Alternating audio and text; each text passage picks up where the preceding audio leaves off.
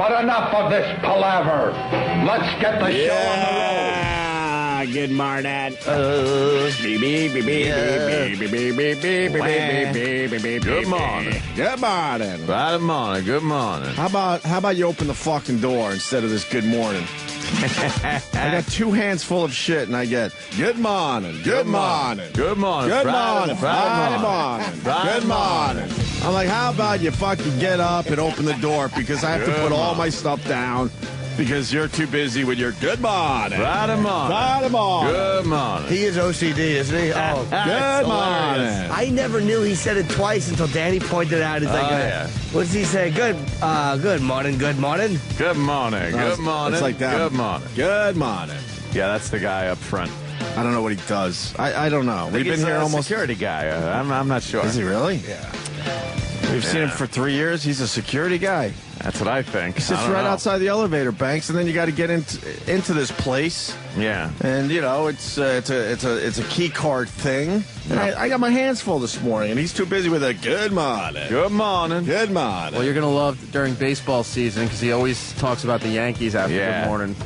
Oh, really? morning. Yeah, he's like, how about them Yankees? Yankee baseball. Good morning. I think he's a big Giants fan too. I think Big he's- Blue. Good morning. I think he's very happy the Giants won the Super Bowl. Giants win. Good morning. Oh my God, is that you, Jimmy? What? Are you already farted? No. What's wrong with you? Who is it? Mars? No one farted. Mars, you come on. Oh, Mars. I smell I smell something bad. I know, my nose is not good this morning, though. My nose is. I think it can't even smells smell all it right, on cologne. man. It's going to be all right. Scared me. Good morning. There's no smells in here. Smelly morning. Smelling on it. Speaking of the Giants really fast, Belichick wanted the boys to make sure Hello, Bill. Eli threw to Manningham. He was caught on mic, NFL Films. Really? Yeah, and he basically said, make him throw to Manningham. Oops. Oops. Eesh. That's breaking from... Bad call. Huh? It's a bad call, but, you know. Well, it's not a bad call. I mean, the coverage was there and everything. Eli just made an amazing pass. That is true. He was covered. Yeah, it wasn't like he was wide open Yeah. or anything like that. He just picked the wrong time to say, hey, make sure he throws to Manningham. Whoops. Oopsie. Can I tell you, I was watching last night very briefly, because we're doing James Cromwell later, and he was Stretch Cunningham on All in the Family. Oh, yeah, So I was yeah. watching some All in the Family clips, and when Archie gives the eulogy for Stretch, like Stretch wasn't even in the episode, Yeah. it's fucking mind-boggling how funny that show was. Yeah. And it yeah. annoys me Well, because- how well written that was. And because they had no filters. Fuck. I feel yeah. bad for these writers was, that have to work around the new rules. There's probably really funny writers out there that aren't being used properly because, you know, you might offend someone with your jokes. He found out Stretch was Jewish. Hey, Arch. And so he had, Yeah, he yeah. had to read it, and it was just very I forgot funny. about that episode. Yeah. Is it a long clip? I don't know, a few minutes, but it was just watching him up there stumble through this brilliantly. I was like, God damn, he's a funny dude, man. How old was he when he was Stretch Cunningham on He was All in the younger. I Family? saw a clip. He was probably, I'm going to guess, 20-something. Jesus. Let's take a look Telling at it. awful How jokes. he used to look. You This All in the Family, he's by the not way, in the episode, is no I, Rob. Oh, Let's God. keep it in perspective. This I, Rob is just setting the fucking sitcom world on fire. I saw the rest of the movie, Which one? the silent movie. Did he like I it? really liked it a lot, yeah. But you didn't like it at first. Hated it at first. I've never had a movie turn me You know around why you so hate it? completely. Because Wow. you're uncomfortable by it because you're like, wait, where are the words? Right, I didn't know it was a silent movie. When are the Words. words coming? We need words. I was just telling Ant that he would like the movie too. Just, you know, someone that likes a lot of films. Because I was just telling Ant, we're talking about the artist, obviously. It's a true silent film. Yeah. This is how they did it. They didn't update it for, you know, modern day times or whatever, except for that one scene. Yeah. But I don't want to give that away. But besides that, that's how they made films. Simple as that. And it was, you were right, it was shot amazing. There's a scene when the camera is showing an old studio with a bunch of staircases in it, and people are hustling that a and great bustling. scene? Holy, fuck, is it a work of art to watch that? Yeah. Oof. Everyone had to do their part perfectly. I'm sure somebody fucked up and they had to start over. I think you'll like it, Ant. Yeah, I was telling Ant, though, like, I definitely want to see it. they rarely went for the words where you had to read something. Right. And there were complete scenes where they never went to the words, but you knew exactly the conversation that was being because of the acting and stuff. And it had something I The thought facial expressions and all that, and how they move their bodies. And also, I noticed the whoever did the set had to tell you so much through the set design. Wow. Like there's one, if you know it's a silent movie, you're going to go with a totally different mindset than I did. Like there's one scene where the actor is a drunk and he's kind of destitute. And the way they have to show you that without him saying it is, the way they have to show the apartment, and they have to show him being destitute by dressing the set, and they have to show that he's been drinking, because when he throws his one bottle in, there's many bottles. It's all these little things they have to do because they have no way of doing it That otherwise. was such a big part of it, was the set cool. dressing, and it was That's what I mean. Fuck, they could tell a story like that. It seems like they went back in time and said this is how they used to do film. It was good, Mary man. Pickford, America's sweetheart. Yeah. Dude, how beautiful is that? The lead, the woman who, I always thought women in the 1920s sucked, but watching this woman, you're like, oh, that's why they were in love with movie stars back then. She was fucking beautiful. Glamorous. Oh, amazing. But she's more beautiful in the pictures we were looking at yesterday online. See, I liked her better in the movie. Oh, really? Yeah. I hate that mole shit. I fucking hate moles on girls' faces. There could be a couple of places where it might not be as bad as others. We were talking about that. If it's too close to the lips, it gets weird. It drives me nuts. I've always hated that. And some girls will access it and make it darker, and I'm like, I just feel like it's a speck of duty or something. Cancer. Something. I'm just like, get rid of that. I had moles on my face. I got that shit chopped off. They're not sexy. No. And every once in a while you find one and they have a hair or two growing out. Why boy. wouldn't you at least clip the hairs? Good morning. Why wouldn't you shave the hairs off the moles? Yeah, give it a little clippage. Something. Some cuticle scissors. But you should check out the artist ad. I will. I'll put I don't down in the movie I theater. said yesterday, and I probably shouldn't say this because they've been really good to us. I like the movie a lot, but I don't know how the masses come out and see a movie like that. I think they're going to be uncomfortable in general. I don't think they expect it, to tell you the truth. You don't think? I honestly, It's up for don't $1 know million how they awards, though. Could expect you to come out and see it in a movie theater like the masses, because the masses are Asses? generally stupid. Yeah, I know Cindy Crawford has a mole asshole. Yeah, and it's not. It always bothered me. Attractive on her. Even when she was young, that mole always bothered me. Yeah. You don't think they're going to come out? No, I don't think they would. I think it's people are more apt to go see Paul Blart Mall Cop than they are to see fucking a silent movie and appreciate the artistic value of it. Oh, it's well done. It really is. But, I mean, it's going to win a whole bunch of awards. Award-wise, it'll be huge. But as far as people really just flocking to see it, no. I don't know. I'd rather see 3D Star Wars again.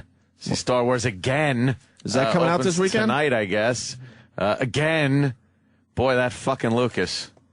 All right already. And people were saying that years ago. After like the first 3, they were going, wow, this guy's got nothing else. And then he makes 3 more, and then now 3D. It's kind of smart.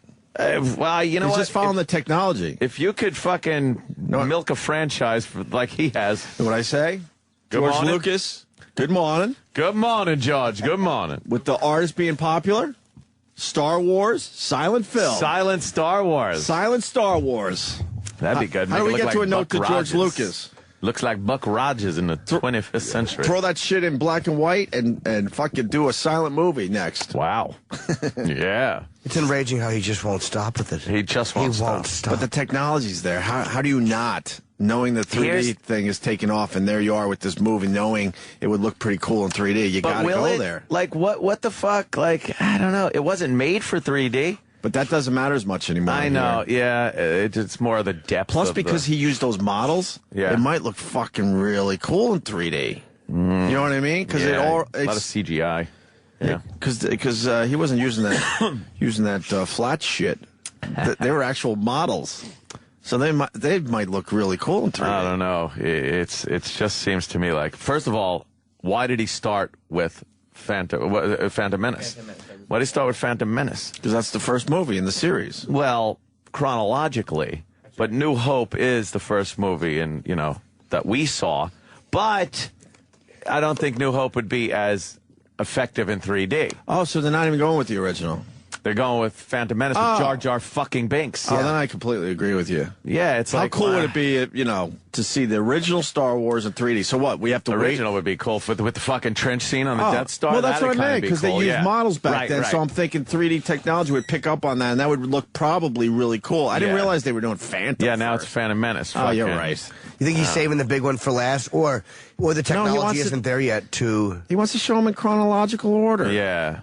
So he'll probably put one out every, 18 months or something? And put Hayden Christensen at the end instead of the fucking Darth Vader guy under the helmet.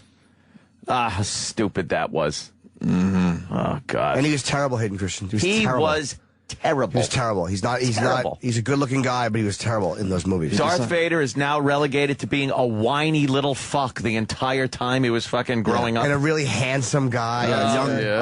He had to go with a young Hollywood hunk. Padme! Padme!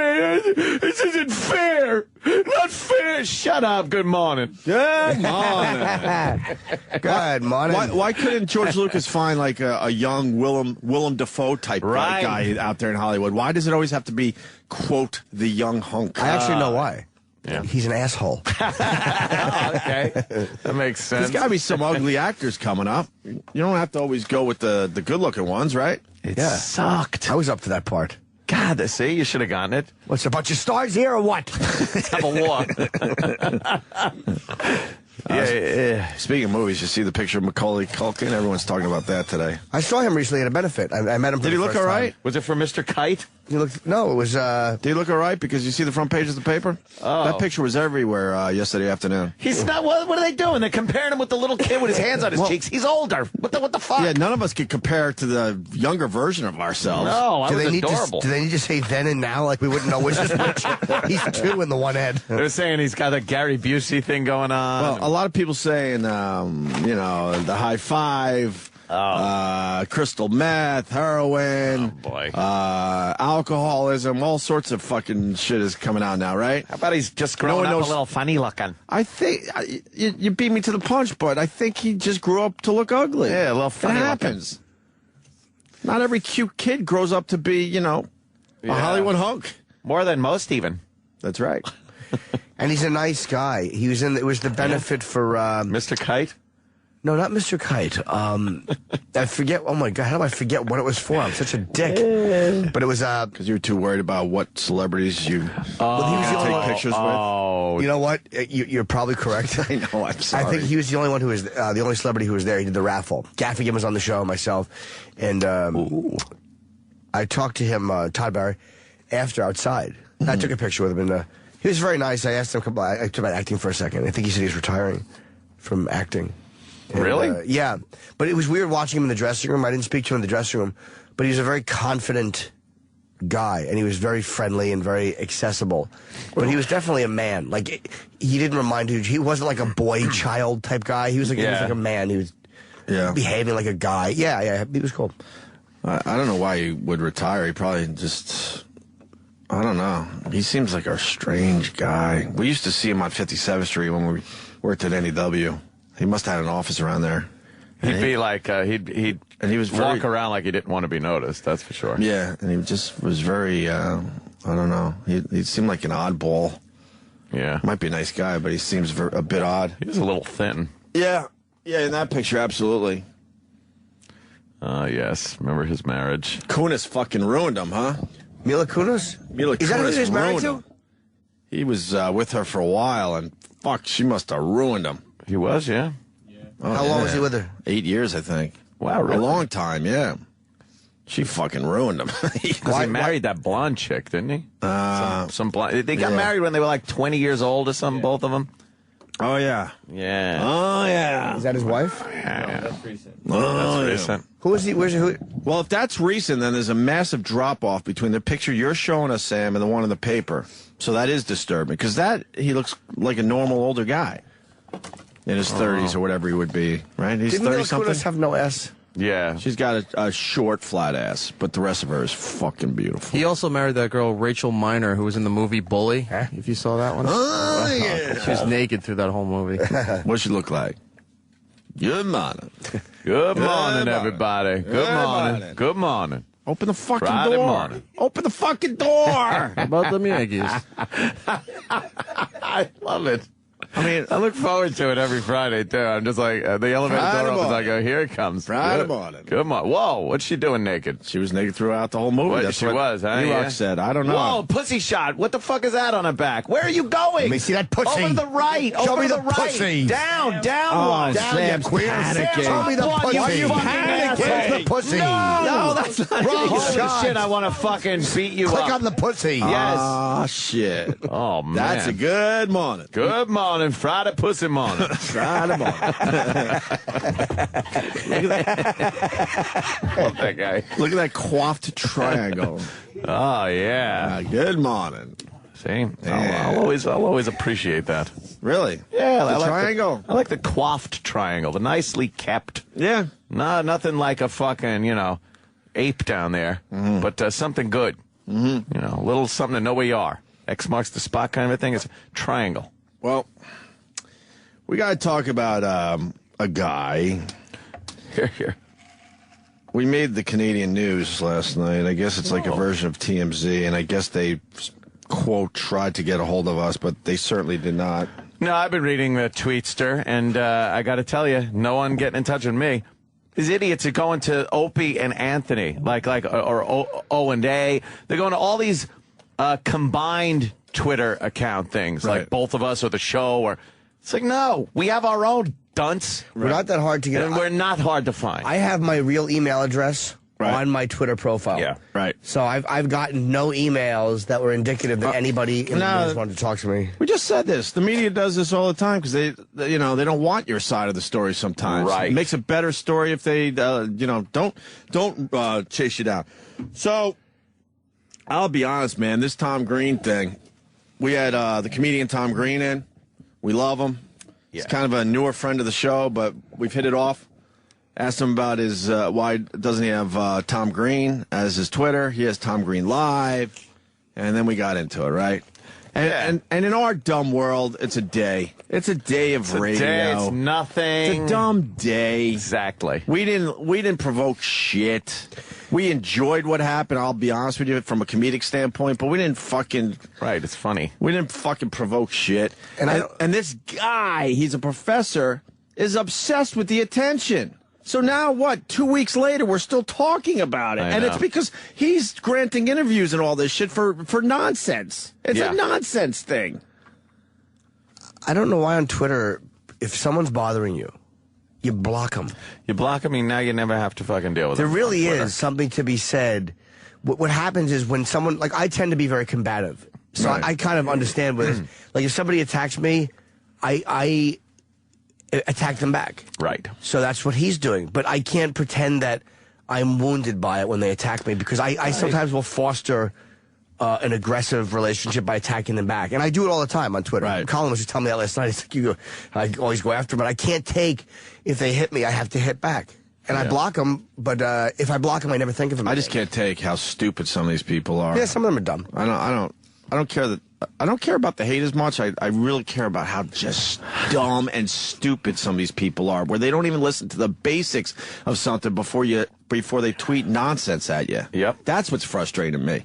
But this guy, he absolutely is loving the attention, but he has to make believe he's really hurt by this. He's a professor. He should know. He should know better. So I don't know. I guess it's called City News. I don't even know if it's a big fucking news channel. I heard it's sort of like a TMZ type thing. Is that some kind of Canadian thing? They did a whole story on it yesterday. I tweeted the video if you want to check it out, but we got the audio version for the people today. And here we go again, 2 weeks later, because the professor is keeping the story going. Yeah. And my message to the professor is simple. Nothing is going to come of this. Move on with your stupid life. I know. What is the end game here? Right. Did he want an apology? What's that? We don't apologize for shit we should. What are we going to apologize for this? No, of course not. Asshole. I think in his world, he would like us to be kicked off Twitter and arrested. Yeah. That's You know why? Because that would keep the story going for him. Yeah. He strikes me as, again, a guy who is Ew, he called us louts. Who wants to be, that's actually a pretty funny word, who wants to be combative back. Right. So just be that guy. Like, you don't have to act like you're being bullied and wounded. Just if you're attacking these people, because when you're retweeting negative things people say about, all you're doing is making other people, you're making other people want to tweet negative stuff at you. Because whoever you tweeted, sorry, Jimmy. Sorry. No, go ahead. No, I fucked you. I'm sorry. Say whoever he tweets has followers. So there's people that have no idea this was happening. That will see him retweet a negative thing by somebody, and it's like, you can't put that on us. I just took pleasure. He retweeted my tweet that said, "Hey, at CNET News, here's my quote. I didn't do shit," and he had to retweet that. Oh, he had to retweet it. And then look, go up higher because he's so into this, and not in a good way. He writes, busy day all of a sudden. City News is stopping by for a chat, and a bunch of Edge videos are ready to record the Cub cars. Make that City News. He's excited. Everyone's not paying attention to him. Very excited. He's got his little moment. I'll say this: he's better at starting a buzz than we are. We should hire him for the show. And Lord knows we've tried everything. Nothing fucking sticks out there. Hey, would you work as a publicist in the U.S.? Yeah, really. But here, the news, City News, picked up the dumb story. That's going to go nowhere, Mr. Tom Green. It's nothing. Crusade, you sound like a baby. You're a grown man claiming to be cyberbullied. Stop looking for attention. Okay. Well, this is cyberbullying, and it's happening in real time. His name is Tom Green. His name is Tom Green. His name is Tom. I want to talk to these dummies anyway. Is Tom Green, a professor of multimedia at Humber College. He happens to share a name with a famous comedian.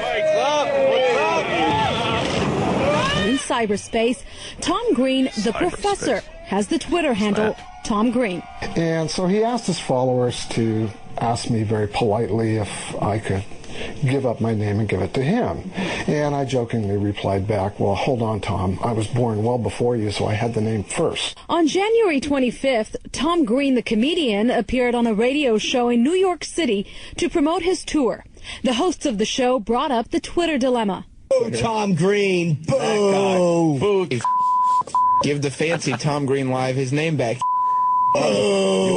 That's good. That's when the tweets from the show's fans and the comedian's followers started pouring in. And the funny part is, you were reading somebody's tweet already, but they're acting like we're saying.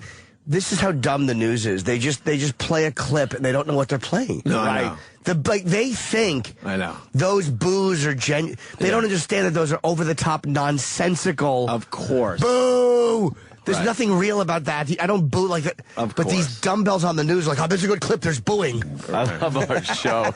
Boo! Boo! He's up. Boo! That is a and should his own. Boo! That's a clip from. Yeah, it continues. And I happened to check my Connect account, and suddenly it just went zing. And it was unbelievable. Which got him very excited. Oh, yeah. Why don't you say that, Tom? You were so excited. Everyone was paying attention to your dumb Twitter. And it was unbelievable what I was being called. Take a look at all these tweets, 1,500 in all since January 25th, and all of them aimed at Tom Green, the professor. Now, we can't show you most of these because they are riddled with obscene language, but here's a sample of what we can put to air. Boy. Now, I take no pleasure in bashing a gay man like you, but you should give up the name and kill yourself. Thanks, one person wrote. Another said, a friend of mine went to Humber. She said she was raped by Tom Green. I'm starting to think she meant professor at Tom Green. He looks the type. The comedian would not speak to City News on camera about the incident, but did say in a Twitter conversation that he had nothing to do with the attacks on the professor. I am happy being at Tom Green Live. This is not being instigated by me. It's not. I'll tell you who it's continually being instigated by Tom retweeting people. Like, for instance, you're just giving dickheads who are saying things to you on Twitter You're making what they say important. It's not important what they're saying. Giving them a forum. They don't know you. You know they don't know you. There's not people that know this guy. They're just, let's be honest, some of them are fans just being silly. Some of them are just aggressive dickheads who attack everybody. You can't take that seriously. You block them, and you don't even think about it. A lot of times, if you look, they have 2 followers. And then you're giving them a forum of all your followers. Dude, I make fun of Dana Whitefeld all the time. It's like, Dana, you have 1,000,008 whatever Twitter followers. Yeah. You know, and fucking, you're attacking a guy back with 6 Twitter followers. Yeah. Like, who cares? Just block it. But that's where that aggressive thing comes in, and that confrontational thing. Mm-hmm. You know, it's like, if you like to be confrontational and you want to punish people who've said bad things to you, then say that.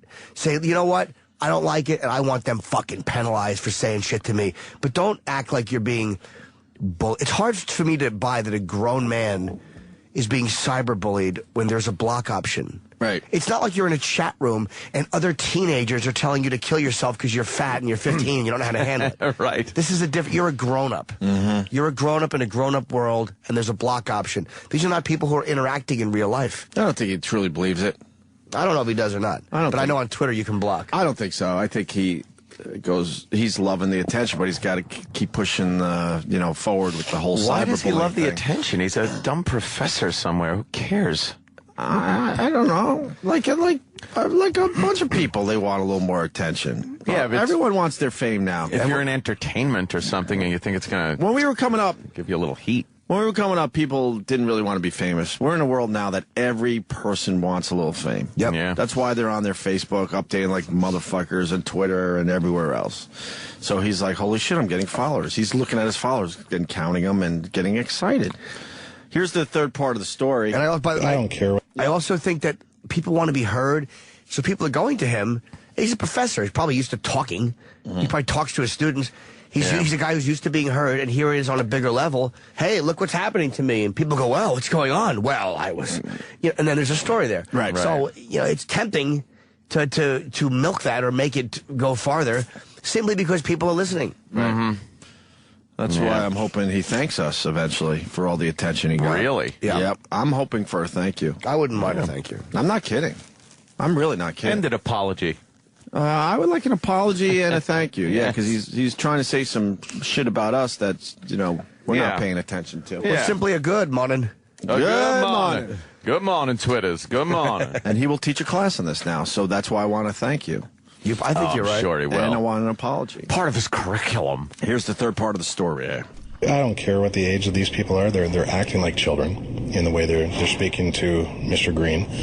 And the reality is that what they're doing, for the most part, and every single one you've shown me, has been nothing but bullying. So this is considered cyberbullying? Absolutely. And some of that, you look at some of those, and you can even move that into the world. They've gone beyond this bullying aspect into criminality. This professor is actually calling it bullying. What do you think? Oh, it's definitely a form, yeah. Oh, yeah. Cyberbullying? Yeah, because, if you have that many listeners and people who are actually willing to listen to you and go and take action, yeah. It's not just, oh, you suck or whatever. It's bigger than that. It's horrible. They even listed his phone number. I know, I noticed that right there. What do you think about that? It's too much, over the board. So just to be clear, you have no intention of giving up the handle at Tom Green? Zero. I am not giving it. I am Tom Green. Are you? Yeah, he likes to be confrontational, I think. But also, this is the fault of the news. This is where the news stinks. You dummies on the news to imply that number was given out, and I'm going to guess the number they're talking about is the one that's on his site. Yes. Like, why wouldn't, unless there's another number I don't know, but why wouldn't you say that it's on his, there's a huge difference between a public figure who does, I guess, speaking engagements or who has written a bunch of books, having a number of contact, and just some anonymous guy's phone number being put out there. Right. It's the news is terrible. Very different. The news is, that newscast was irresponsible. Criminality, by the way, really? Well, they talked to a Toronto policeman there. Yeah, huh? That's the voice you heard at the beginning of that clip. Well, yeah. Toronto police. Whoa. Mm-hmm. So. Is he Mountie? I don't know. Ride a horse? Dudley Do-Right? He looked like he is a tough guy. Hey, tough guy. So. Criminality. First of all, we talked about it on the show. And then what people do on Twitter, That's the Twitter universe, as they call it. And we tried to move on weeks ago. I think Tom Green was here 3 weeks ago at this point. Yeah. This guy loves it. He loves it. What an idiot. So, yep. Well, Come on. Come on. Good on it. Fuck him. There's something I want to say there, but whatever. I guess we said it all. Were you going to mention how the only way there's any backlash against GLAAD obsessing is when they go after a black guy? Were you going to mention that? Oh. Wait, what happened? It just is. The Roland Martin thing from CNN? Who is hilarious. We have a Roland, and this Roland Martin, I said, for years, looks like a black version of Roland. Roland. He's going to be so fired. He's suspended right now. I don't know about that. Really? I did agree with you. What's the latest? In the paper, it's talking about there's been... He's the guy, by the way, just sorry, Jimmy, just so everyone's on board. During the Super Bowl, he tweeted some shit like we all did, and, it might have been considered anti-gay by some people. Here's the very brief article in the Post. I should say. Yes, hateful towards gays. Hateful. Oh. CNN suspension this week of commentator Roland Martin for purportedly anti-gay tweets has not gone down well with the black media. Has GLAAD become a bullying organization? Read the headline of a column on a media watchdog site, Mediate. Roland Martin, GLAAD, CNN, GLAAD, and the silence of black leaders was the headline on another column.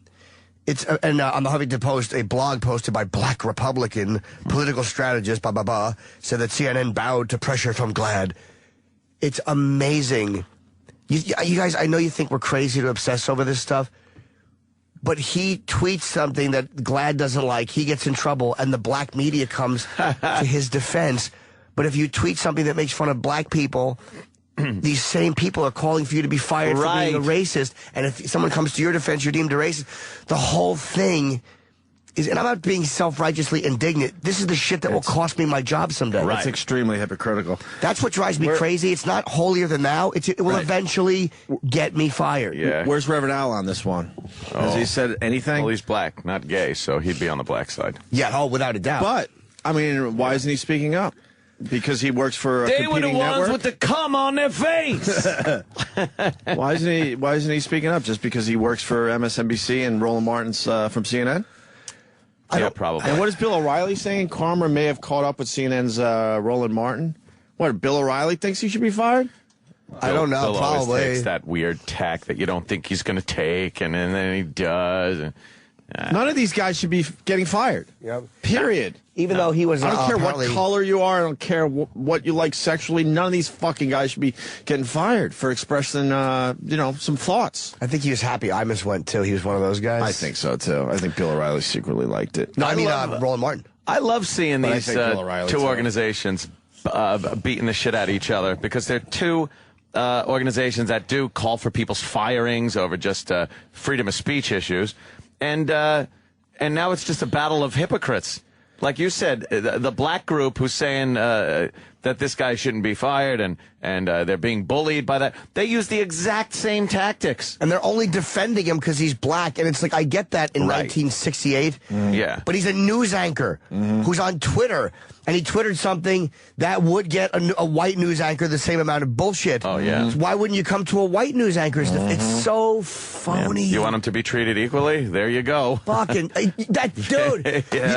It's amazing how black groups don't want the same level of accountability for doing certain things. Sorry. Equality means this guy gets fucking fired without any recourse. No group to help him or anything. And we'll say it again. When the whole Imus thing went down, we supported Imus, and the black radio shows in general in New York City were all rah, yes, let's fire this fucker. Yep. And we said at the time, you guys are the dumbest people alive, because eventually they'll go after you. Without a doubt. That's why you got to fucking support all these guys when they step in a little shit. I want... if I'm going to watch all this TV, I want these people to be able to express themselves, whether it's on the air or, believe it or not, off the air. Because at least you're like, oh, okay, this is how this guy is when he's not, being fake on TV because he's scared shitless. It is amazing how... That's why you can't listen to any of it. I've been quoting Matt and Trey. One of those guys from South Park said it's either all okay or none of it is. And I've said that many times recently. Yeah, it's true. It's such a brilliant, simplistic way of putting it. But it's the only way you can look at being humorous. You can't Because what is offensive now will not be offensive in. I mean, what's not offensive now will be offensive in 6 months. Because with social issues, it changes. It's like time is like a river. But it flows. Good morning. And the sacred cow keeps moving. Yeah. And all of a sudden, you're doing jokes that you would have done last year, and here you go. You step in what is now the anti-PC pile of shit, and you're in big shit for something you wouldn't have been in for. Right. How do you take it seriously? So you think Roland Martin might Roland? He might skate, yeah, because the black groups are going to push back because, of course, that's what they do. Yeah. It has nothing to do with his race, but simply because he's black and he's being criticized and he may be fired, then the black groups will pipe up. Because they are just as phony as the gay groups, as every religious group. They're all fraudulent. Know who the biggest phony is Reverend Al, because he hasn't said shit, well, he's right? terrible. But he should be calling for his firing, right? Sure. Well, he's a network. Shouldn't you, Reverend Al? Now. Yeah. Shouldn't you be calling for his firing? Sure. He hasn't said shit. Yeah, he's in a tough spot right now. Why wouldn't he? The guy, anti-gay tweet, why wouldn't he? Oh, right. yeah. Why wouldn't he? Well, did he say anything about Greek homos like Reverend Al did? Look, I'm on the fence when something is I guess is hateful when it's someone in the mainstream media, but you know, with this Roland Martin with his Super Bowl tweet, he was just going for a stupid joke. We know what he was doing. He was just trying to make his a dumb a stupid joke. That's all he was going for. Yeah. I didn't see no hate in that. No. I saw a guy being a guy and saw something and said, "Oh fuck, I think I got something funny I could tweet here." I like to see it happening to the media. Like I loved when Al Roker got it. I love when he's getting it because these are hypocrites and they're phonies when it comes to this type of talk. But I also don't think they should be fired. What was the tweet? Oh, you don't know? Do we have it? No. Oh, you was it was about. It was about one was a Beckham commercial where he was in his underwear. Oh, okay. And he said something about, hey, if you have friends over, any of your guys, any of your friends at your party are excited about David Beckham in his underwear, slap the ish out of him. Like, I guess he can't curse in his tweets. Well, ish is just when people are trying to be polite on Twitter. That's the word they use instead of shit. We learned that yesterday. I would agree. I didn't know that. I would agree with these black groups if about GLAAD being a bullying organization. If the black groups weren't being racially biased and only defending him based on race, if they were defending him based on merit, I would agree with them. And then another guy that's probably. You don't think he's going to get fired, huh? I don't know now. Let's just say another guy in a lot of trouble for something he didn't even do on the air. The network's in a great position. What dick do we suck? Do we suck the GLAAD dick, or do we suck the black journalist dick? Like, what special interest group do we cowardly cave into because we're white executives? Yeah, we don't know. We don't know. Oh my God! I would assume you gotta suck the black dick because those guys got dongers. But really, what special interest group do you fucking give into? That's why I don't think he's going to get fired. Not. Suspension? They could suspend him to appease the gay group, and then they could keep him on to appease the black group. Yeah. It's amazing. A 2-week suspension, paid. But it's amazing that black journalists or black organizations would come to his defense when he's simply in trouble for doing something that was deemed anti-gay. Right. Yes. It was absolutely disconnected from race. Yeah. And are they that delusional? They don't think that a white reporter would be penalized? Of course he would. Oh, of course he would. So you can't play it as he's a black man and needs our group to defend him. 7 o'clock, we're going to turn the TV on. What happened?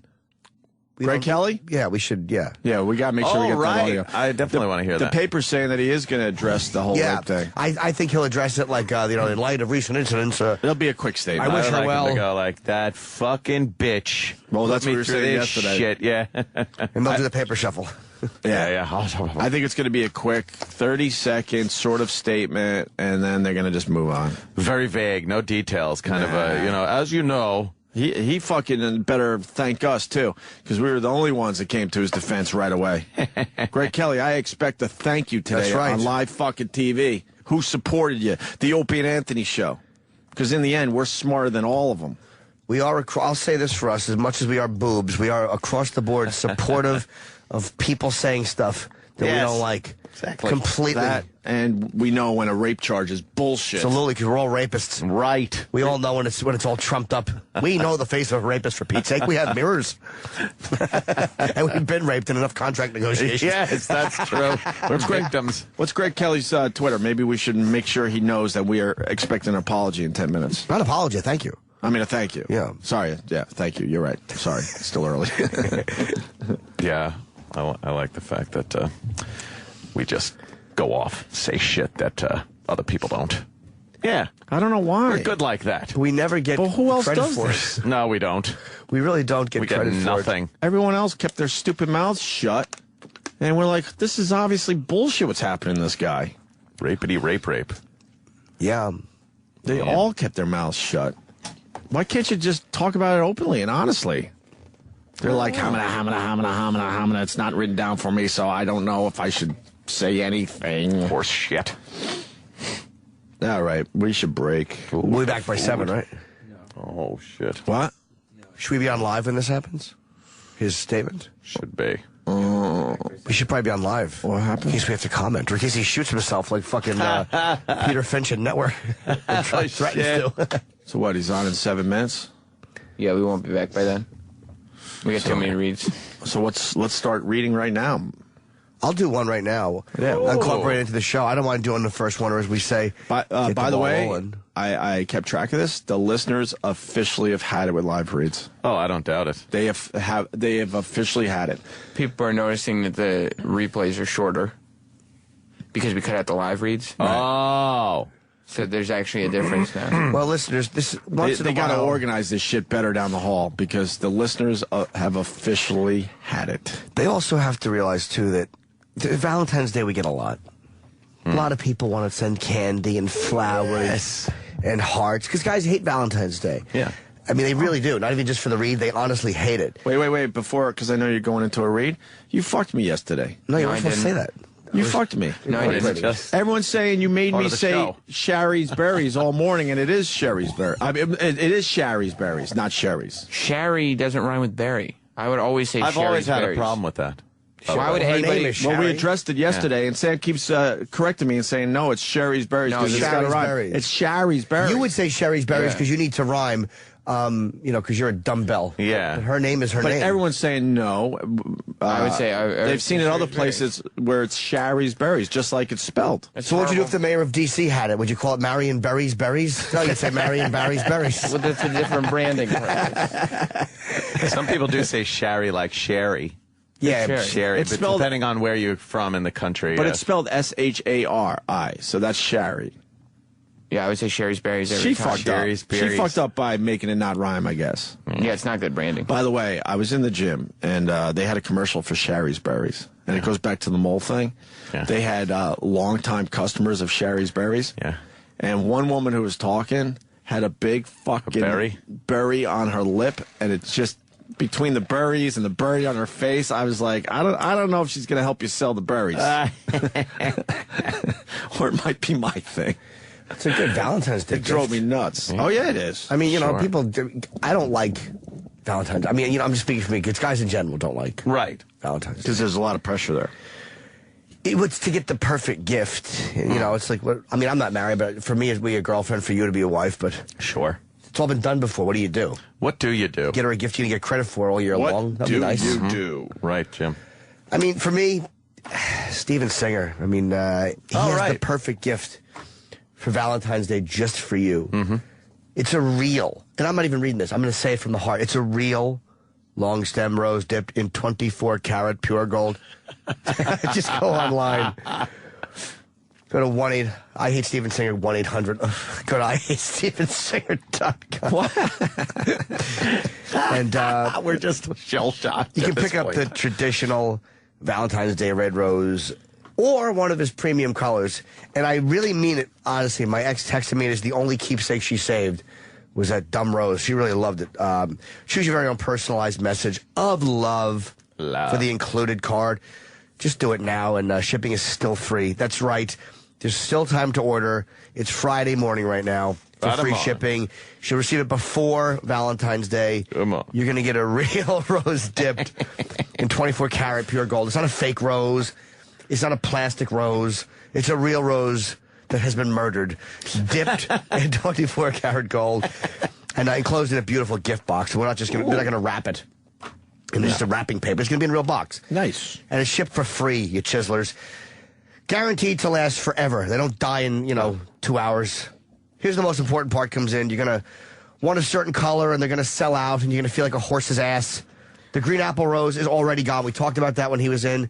Green apple rose is already gone. I predicted that the green apple rose would already be gone. And? It's gone! See? Damn it. Dummies. They only made 2. Damn it. Order now and be done with it. Steven's making your Valentine's Day shipping so easy.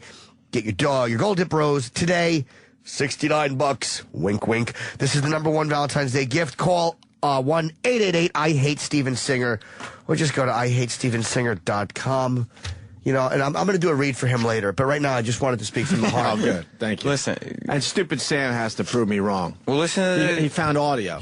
Listen to it. Which channel, by the way, is Greg Kelly It's on? on. Yeah, we're just about there. Go ahead. I love you. Work of art from this fresh, juicy strawberry. A gourmet Sherry's berry. Okay. Okay. Sherry's berry.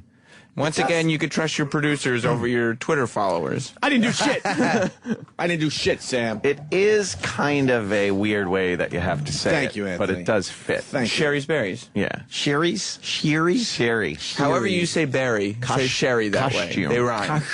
I say Sherry's. I say Barry's. That works then. Sherry's Barry. But some people actually say Barry like Barry. Barry. Barry. Sherry's Barry. Barry. I think Sam's one of those guys. Sherry's berries sounds like Valley Jim a little bit. I like. Oh, God. God, You're so grody. Grody. Yeah. Did you find the lady with the berry right above her lip trying to sell the Sherry's berries? Drove me nuts in the gym. The dumbest things drive me nuts. It's so Drove me stupid. nuts. That's not the commercial I saw because that's the Christmas one. You got to find the Valentine's Day one, and then you'll know exactly what I'm talking about. We're just wasting time because. Did you talk about the 4.5-foot bear yesterday? Yeah. Enough of that. Yeah, we did. Oh God, you Yes. talk about it. That's a big bear.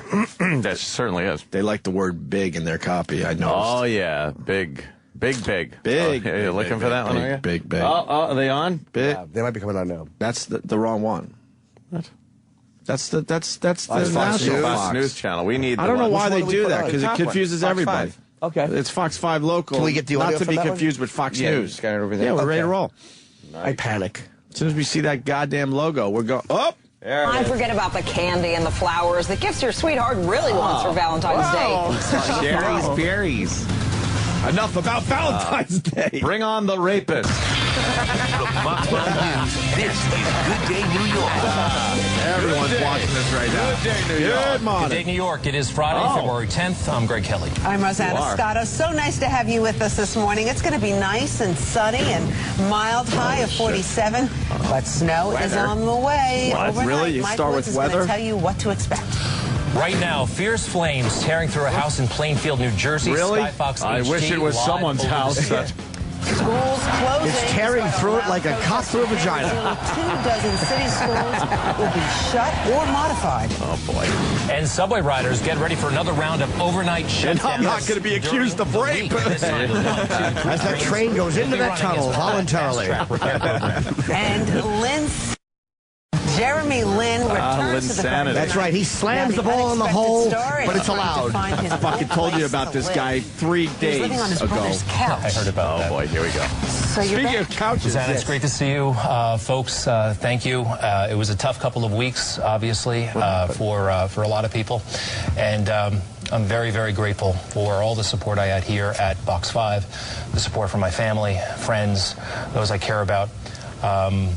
And the viewers, of course, they've been just great. The people who watch this show and have weighed in through social media, the positive remarks, thank you very much. It's great to be back.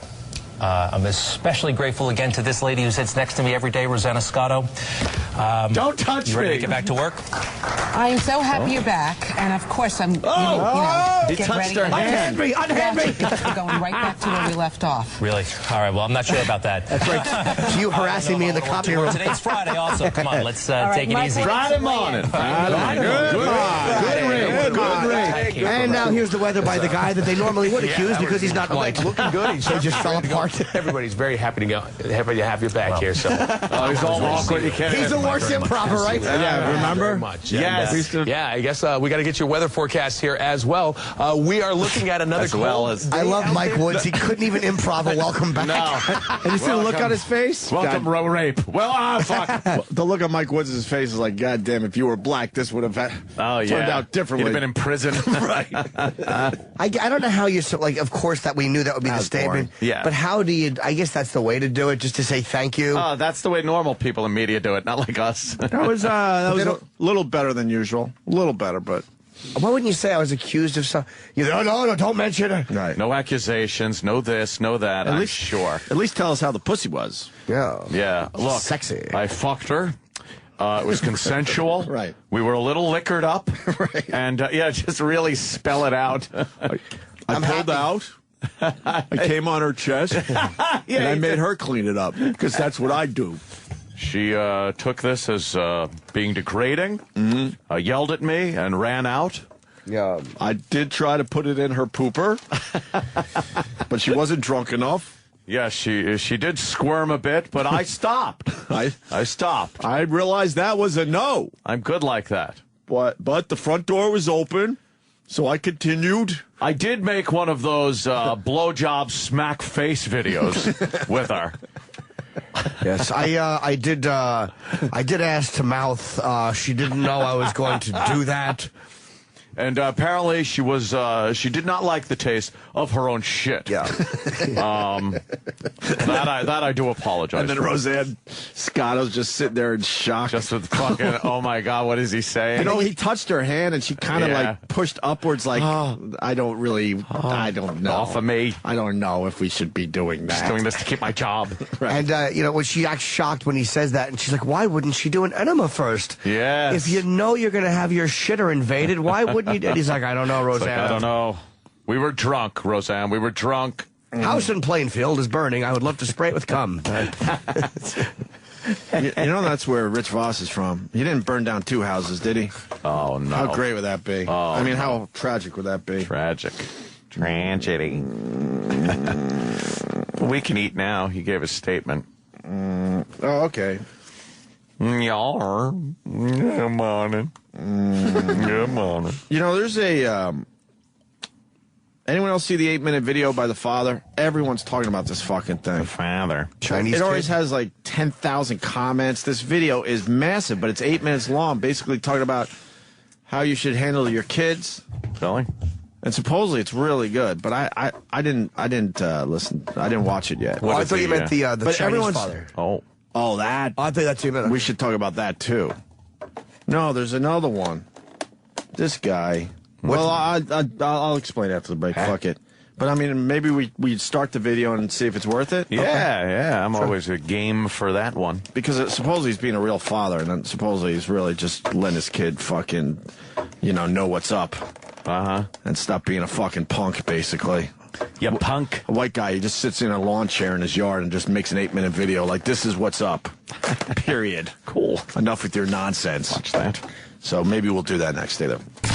Sirius XM. This is the Opie and Anthony Show.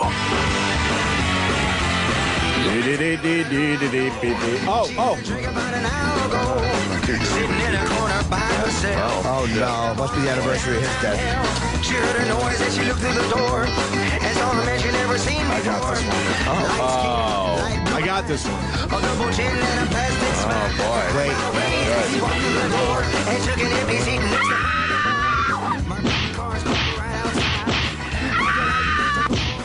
In person. I have to think. Keep fucking that chicken. One drink turned to 3 and 4 and then let me get into his car. It's not the original. Now, baby, the time has come. I'd you like to have a little fun? She said, if we could please be on our way. That's when things got out of control. She didn't want to be at his when she said, let's go. He said, no way. Hey, baby, it's a lucky day. Shut your mouth and gonna do it my way. Come on, baby, don't be afraid. If it wasn't for date rape, I'd never get laid. Getting topical. Hold up, wait a minute. with the Sex Man. Good morning, sexy. Good morning. Good morning. Good morning. Good morning. Wow. That wasn't Sublime, though, was it? Nah, this is Fishbone. Oh, on purpose you did that. Okay. Why wouldn't you go Sublime? Because we did the Sublime one before, so this one's Fishbone. Oh, yeah. Everyone man. hears Sublime's date rape all the time. You're right. Question. They do. It's on regular rock radio all the time. Is it? Yeah. Is it really? Sam's saying no.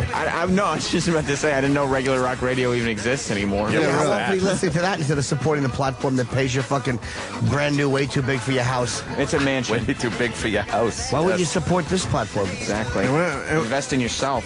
when I think of songs that are burnt out, I don't think Sublime date rape. This version sucks. I know people like Fishbone, but Sublime's version is so much better. Okay. So, someone did some raping, huh? That seems to be the... Allegedly.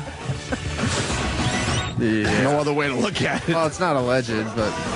You should play this one October 16th. Or is it the 10th? Oh.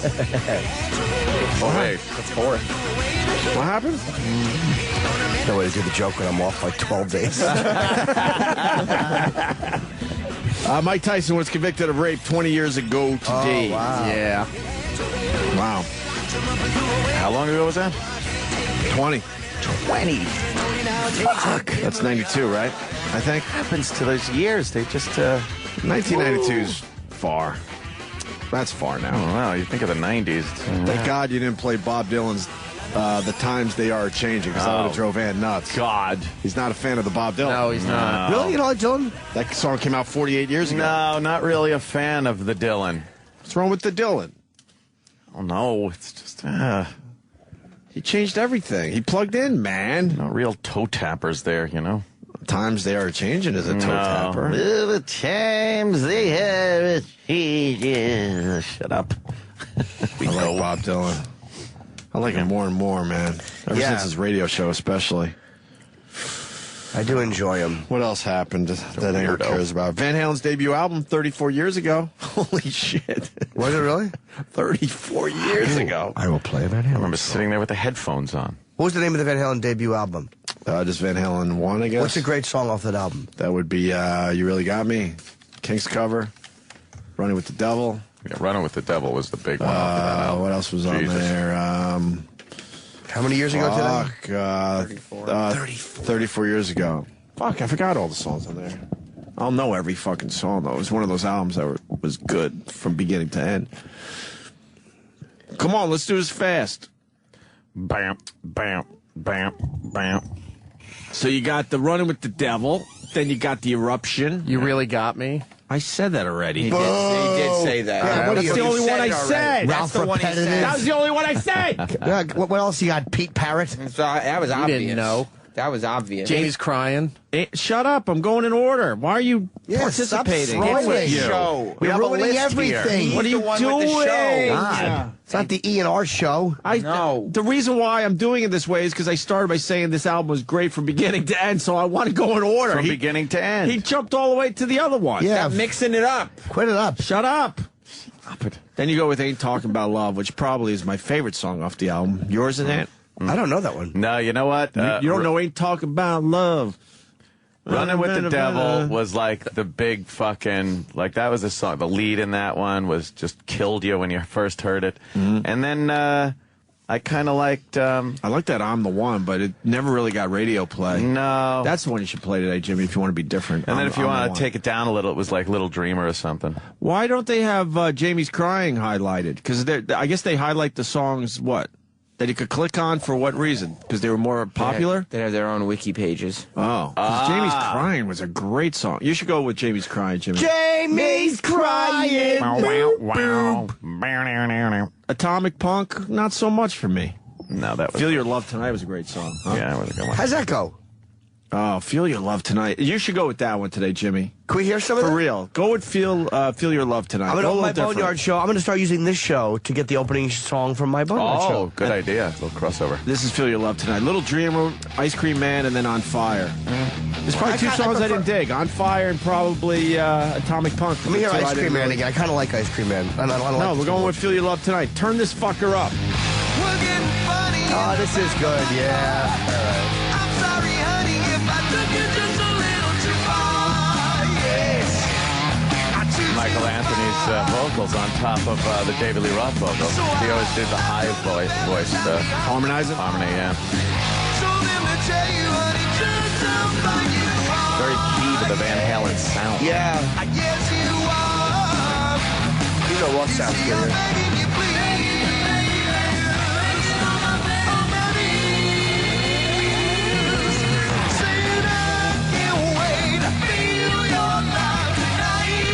Rock is a massive Van Halen fan. So weird. They're gods. That's weird. Yeah. Gods. Oh, that's good. Does he like the new album? I actually don't know. If I see him, I'll ask him. I don't know. Tattoo. I just don't like that part of it, but I actually don't mind the song. Well, Andy Levy confused me with his tweet yesterday. He said, surprisingly, the Van Halen album is good. And if you follow Andy Levy on Twitter, sometimes you don't know what's up. Yeah. I don't know if he's doing a little sarcasm there. I have no idea. Yeah. I don't know. I think it's pretty good for an album that comes out 30-some-odd years after their first album. It could be worse. Turns out. On my elbow. Well, I'm sick. So hokey. You can't really listen to the words. I got Holy Ghost on the back of my leg. Ain't the time in church to get that new tattoo. Yeah, I like that part. Tattoo. You know what? It grows on you, though. I really like the tempo of the song, except for the chorus. And it sounds like something they easily could have done 30 years ago. They didn't change the formula like some bands do. Yeah. They get the original formula. Don't fuck with it. Yeah, I do like this, too. I just don't like that chorus. I got to start saying I think I might like it. Yeah. I'm not going to download it, though. I might. I'm not. What deedle dude? Deedle do?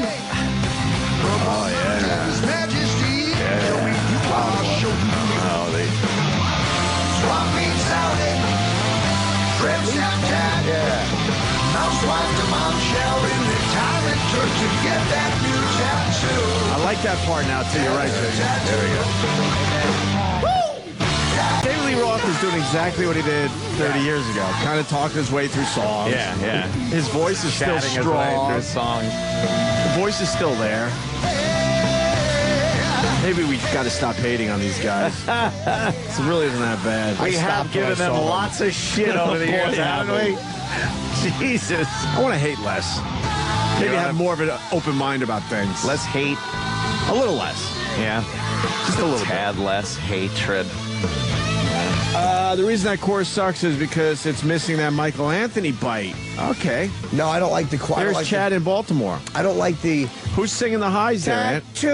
I would like anybody saying that. I don't like the lyrics. Yeah, I don't like the way it comes off. It's too choppy. I bet you Pompazetti decided we don't need Michael Anthony. I'll do the Michael Anthony wasn't coming back. No, I know. Yeah. Maybe they could have hired someone different. They should have said it like Mr. Rourke. Tattoo. Ah, tattoo. Tattoo. Yeah. Here it comes. My shoulder is the number of the chapter. Yeah. Hey, you. We got a Van Halen fan saying this was written 30 years ago. It was called Down in Flames, changed lyrics, and finally recorded it. No way. That's Lou in Youngstown, Ohio. Who shot himself through a pillow. Tattoo. Ow, it hurts. That man leaning against the glass door. Yeah. Is there audio? 911, yeah. It hurts. Ow.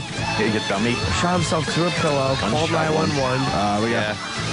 We got Patrick. He wants to make fun of us. Go ahead, Patrick. Welcome aboard, Patty. Are you guys that old? This is the worst fucking song. It's almost as bad as that Twisted Sister 30, whatever it was. 30 came and went. Honestly, I don't even have a reference point. I never heard that song. I know by you Twisted did. Sister. Remember you guys played it. Oh, we did? Yeah. And we hated it, right? Yeah, it was. Okay, I don't even remember. It sounds almost exactly like this. Go play it, and you'll go, oh, my God. Hey, I said this sucked. Why are you lumping me in with the homo? I'm sorry. Thank you. apologize. Dude, I like the tempo of it, but I don't like the chorus. Oh, but the guitar, it's just like the generic riffs. It's just like 2 chords over and over. It's just like a bunch of old guys that didn't even try to do anything. They just go, all right, Talk about the radio show? But that's probably them trying at this age. Yeah, well then... They probably don't have anything left in the tank. All right, then just don't try at all. If you don't got it, Well, honestly, there's too much money at stake. Sure. These guys are going to make millions in the next couple of years now, touring. That's true. And what helps is when you get a couple new songs out there. Yeah, I guess. I don't mind as much as the first time I heard it. That's all I'm saying. Yeah, I like that. And one I did part. say I'm not going to fucking download. I'm not that excited about it. Tramp stamp Sally. Tattoo. I like that part. It sounds like James Gum. I don't like that part at all. Tattoo. You're going to have 15,000 people singing that part all at the same time. Tattoo. Tramp stamp Sally from Housewife to Bombshell. Tattoo. Would you? Then the time to kidnap one fat senator's daughter. All right, sir. Thanks. Fair enough. He's calling us out. He thinks it sucks. Jim in New York. Yeah, what's up? Hey, good morning, boys. Hello, me. That Tattoo song's not even on the album. The rest of the album actually kicked ass. Really? Not even on there, yeah. Why would they put that out if it's not on the album? I'm confused by that. Well, David Lee Roth is back in the band. Things are fucked up. The way it goes. Is it really not on the album? I heard it was. Come on. I have the deluxe album right here in front of me on my iPhone. It's not on the album. Did you download the single? I did. I downloaded the single, yes. So it probably just registered as a single since you already downloaded it. Yeah. So nice try. What do you mean? Why can't you download the single and then download the album and it's on the album Well, too? I saw the album yesterday. Somebody had it. It's on the album. So I think. What happened with this guy? I would think. He got a different one. I have the deluxe edition. They're pushing. They're selling the album with that song. That's Like the when I single. saw it on TV, they're like, get the new Van Halen up, and they're playing that song and selling the album. Why wouldn't it be on the album? Yeah, it says features the new hit single Tattoo. Sir, you know what you're talking about. Yeah, you're talking out your bung. Or you just got a bad download. You're an idiot. An Maybe idiot. Jim and Lake George has got the only bad download. You're stupid. Why don't we just attack everyone? I don't get it anymore. Good morning. Good morning. All righty. Sam, why were you making faces about it? What's that? Is it too late to punch out? Yes, you're in way flames. too late. All right. At this point, you got to kill yourself. You're a memorial on a wall. That's right. Sam's making faces. Yeah. Chinatown is a way better song off the album. We're not going to track through the new album, are we? A little Chinatown might be nice. I like that twisted stuff there. Oh, that was Sam was making a face like he was digging it. No, yeah, that's not Sam likes that. What are we doing? I was previewing some of the Twisted Sister song 30. 30. You were digging it. 30 years. Just the lyrics. 30 years. Are there some cool lyrics? Yeah, the video starts with them dusting the cobwebs off the instruments. Oh, no. They were a one-hit wonder. Now, they had a couple. They were not going to take it. Nope. And, Come on, they weren't one hit. I Want to Rock is a big hit. I Want to Rock. It's a good tune. We're not going to take it. Yeah, they're in that weird category, two-hit wonder. Yeah, they had a few. There's a few bands that are officially two-hit wonders, and I'll put Twisted Sister in there. Do you know who else I've been listening to, too? And I don't know if is Quiet Riot, Come On, Feel the Noise. Like, it's lyrically terrible. Oh, yeah. But I fucking love the tempo until it gets to the chorus. Girls Rock Your Boys. It's awful. We get Wild, Wild, Wild. But I remember as a kid in 6th grade holding my little boombox and like wanting the girl I liked to hear the words. I was on the bus. Girls Rock Your Boys? You girls rock your boys. And I was like, come on, feel that. This was so heavy. It is. You thought the girl would be impressed? Yeah, because I was holding the radio. Like, This was rocking back in the day. yeah. Little Jimmy holding his boom, Sitting on the bus going on a day trip. and thinking the girl hearing the lyrics would be like, ooh, he's edgy. He's This guy. edgy. He's crazy. You got to bring your boombox He's dangerous. on a bus? Yeah. I was a douche. What's wrong with you? He's dangerous. But don't you like Wouldn't the that, tempo? wouldn't that be Yeah, cumbersome everyone likes this, as you're trying to walk around? I don't want to admit that I'm enjoying this a Isn't lot. this guy dead? Why don't you want to Kevin admit that DeBrau. you like this? This is a great song still. Lyrically, it's not good at all. And it was spelled C-U-M. And Come Noise on. had a Z in it. That's crazy. Noise had a Z. You like that They as a didn't know how kid? to spell. Noise had a Z? Yeah, I thought it made it heavier. Wow. Then I would like, girls rock you boys, like she'd come over and rock me. Ah, It's really she what? should've. When I asked her to kiss me and she ignored it. All right, let me. She just held you and rocked you. I was full of dandruff. Dude, my head was caked with dandruff. I used to sit up front. You sure that wasn't dried cum? We've heard the stories over that was the my years. cheeks. No, I would literally sit 2 feet from the TV, and my arm like wiped away the fucking varnish on the TV I'd been watching on the table. Yeah. And I had so much dandruff. I would sometimes just scrape my scalp over the table and watch the dandruff. Did you not wash your hair much? No, I didn't.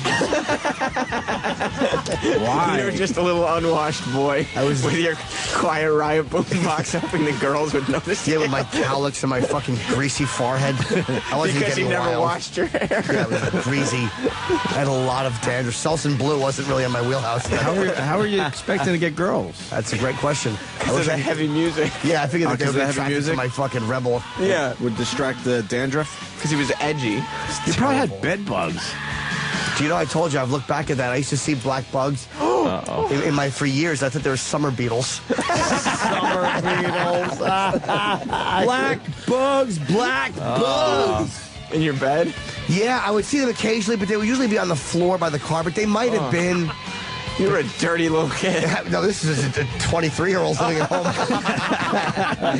I literally, for years, saw black bugs, but in the summer, I would always keep my paperwork piled up on the floor in front of the bed, and I would see occasionally a bunch of black bugs on it, and I thought they were beetles. Maybe they were bed bugs. You dandruffy, buggy kid. They probably were. You know where they might have been bed bugs from? When I used to have, growing up, I would have my buddies come over. Tyler, Dion, remember I told you, the uncle and nephew, they were like the same age, and Darnell, a cousin, and we were all black guys, and when they moved to Plainfield, they would come over and spend the night, and 4 of us would stay in my room. Like 2 or 3 of us in the bed. I honestly, Is it lockup? Not homoerotic at all. 2 of us in the bed and 2 on the floor. And maybe one of them brought bed bugs, because how else would I have gotten them? Damn. Did you used to bring prostitutes in? No, this is way before those days. I was a kid when this would happen. 15, 14. Would you like the breakdown here? When I was a kid. Why are you making fun of this song? It's still a good song. I just don't like the I'm not making chorus. fun of the song. I'm making fun of Jim holding a boombox with the song, trying to impress girls. Let the guitar go.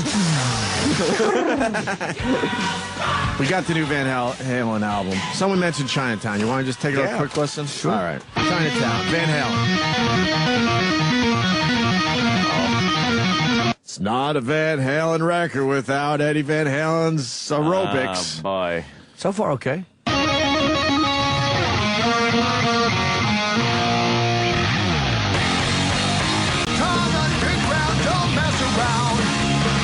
It's like, I like this. Hold on. Welcome to Chinatown.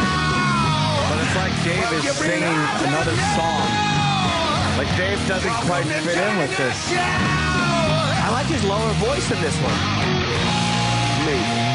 Yeah? I fucking like that, man. I don't know. It's not bad. No, it's heavy, man. It's really heavy. Well, it's pretty much where they left off. Right? Yeah, sounds like stuff they could have easily done if Sammy Hagar didn't come around. I don't know. Why? Well, What? Roland and I pulled an Opie and Anthony. Oh, what's that mean? Stole it from the boss's office. Sure did. Yeah. We weren't supposed to play Chinatown. Use your video in giant winter hats. You go through the drop ceiling like we did? Wait, you're not supposed to play Chinatown. Why not? No, we can. It's fine. Oh, let's hope we did something cool. Whose copy is this? Whoever sits with Rob. I don't know. Oh, boy. The boss's office mates. Right off of the boss's desk. This is crazy and wild. That's a good tune, Chinatown. Whose copy is this? That one. The guy who has nothing to do with this radio show and would really like his CD back so Travis doesn't have to buy him a new one. He runs Alt Nation. He probably needs that thing's getting smashed. He probably needs this Alt Nation. I do want to hear a little of the Twisted Sister 30 lyrics. What the fuck is this cover? I don't know. I couldn't figure out either. Is it different? Is that what it is? Oh, okay. Choo-choo. I didn't. I thought it was like it looked like a Roman war helmet on its side. It's a Roman warrior home for the weekend. Okay, cool. See if they thank me. Probably not. Probably not. Can we hear some of the Twisted? Yeah. I want to hear some of the vocals. Yeah. Oh. All right. Rats There's are coming rats out of coming out of the speakers. equipment. It's been a while, you know. Oh, the mic's all taped up and dusty. But man, they're playing now. He takes his hair out. Someone should have dusted. We never had the time to plan our life past 30. We were Oh boy. through the roof, nothing good ever hurt it. Never gave a damn about the other side of the hill. And when we hit the stage, Lord, you never know. 30 came and went a long time ago. We're on the 80s like we thought they would never end. Oh God, rock the 80s like we. The house down like we did way back when. Come on. We can curse, we can fight, we can go all night. So pair it up even more. But it came and went a long, long time ago. I don't mind that. It's hokey though. I don't like It's not hokey. though. I like the chorus. The only lyric I didn't like is when I thought the lyric of there was one lyric I didn't like. Never gave a damn about being over the hill. No, about what was over the What hill. was over the hill.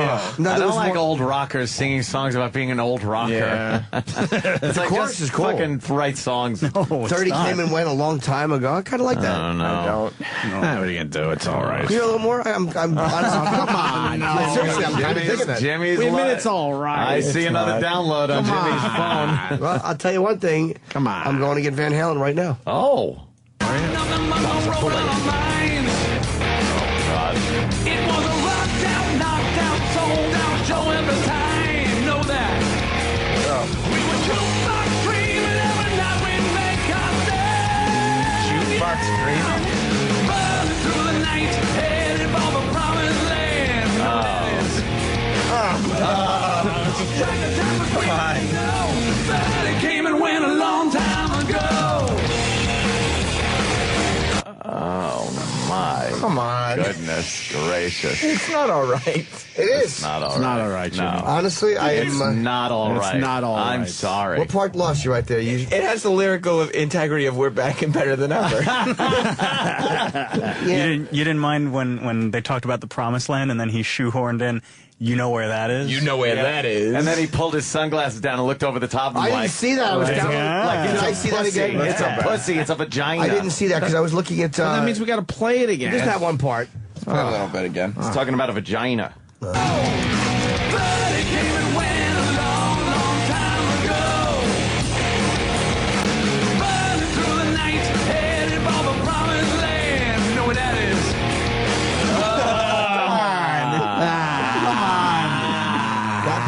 I don't. I don't care for that part. Come on. But you don't like when he pulled his sunglasses down and looked over I the didn't top like when he of goes, him? and you know what that is.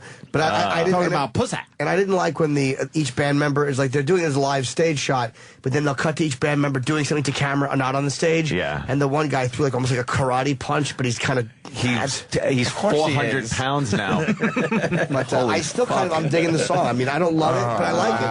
I do. It's not a good song. It's not. 30 came and went a long, You long gotta get rid time of ago. If you like that song, you got to get rid of those sweaters. What's wrong with my fucking sweater? I'm a sweater boy cutie. It's influencing your music. No, it's not. You don't believe I'm a sweater boy cutie? Watch this. Pinches his own cheek. All right. You guys got Black History Month because we're going to break.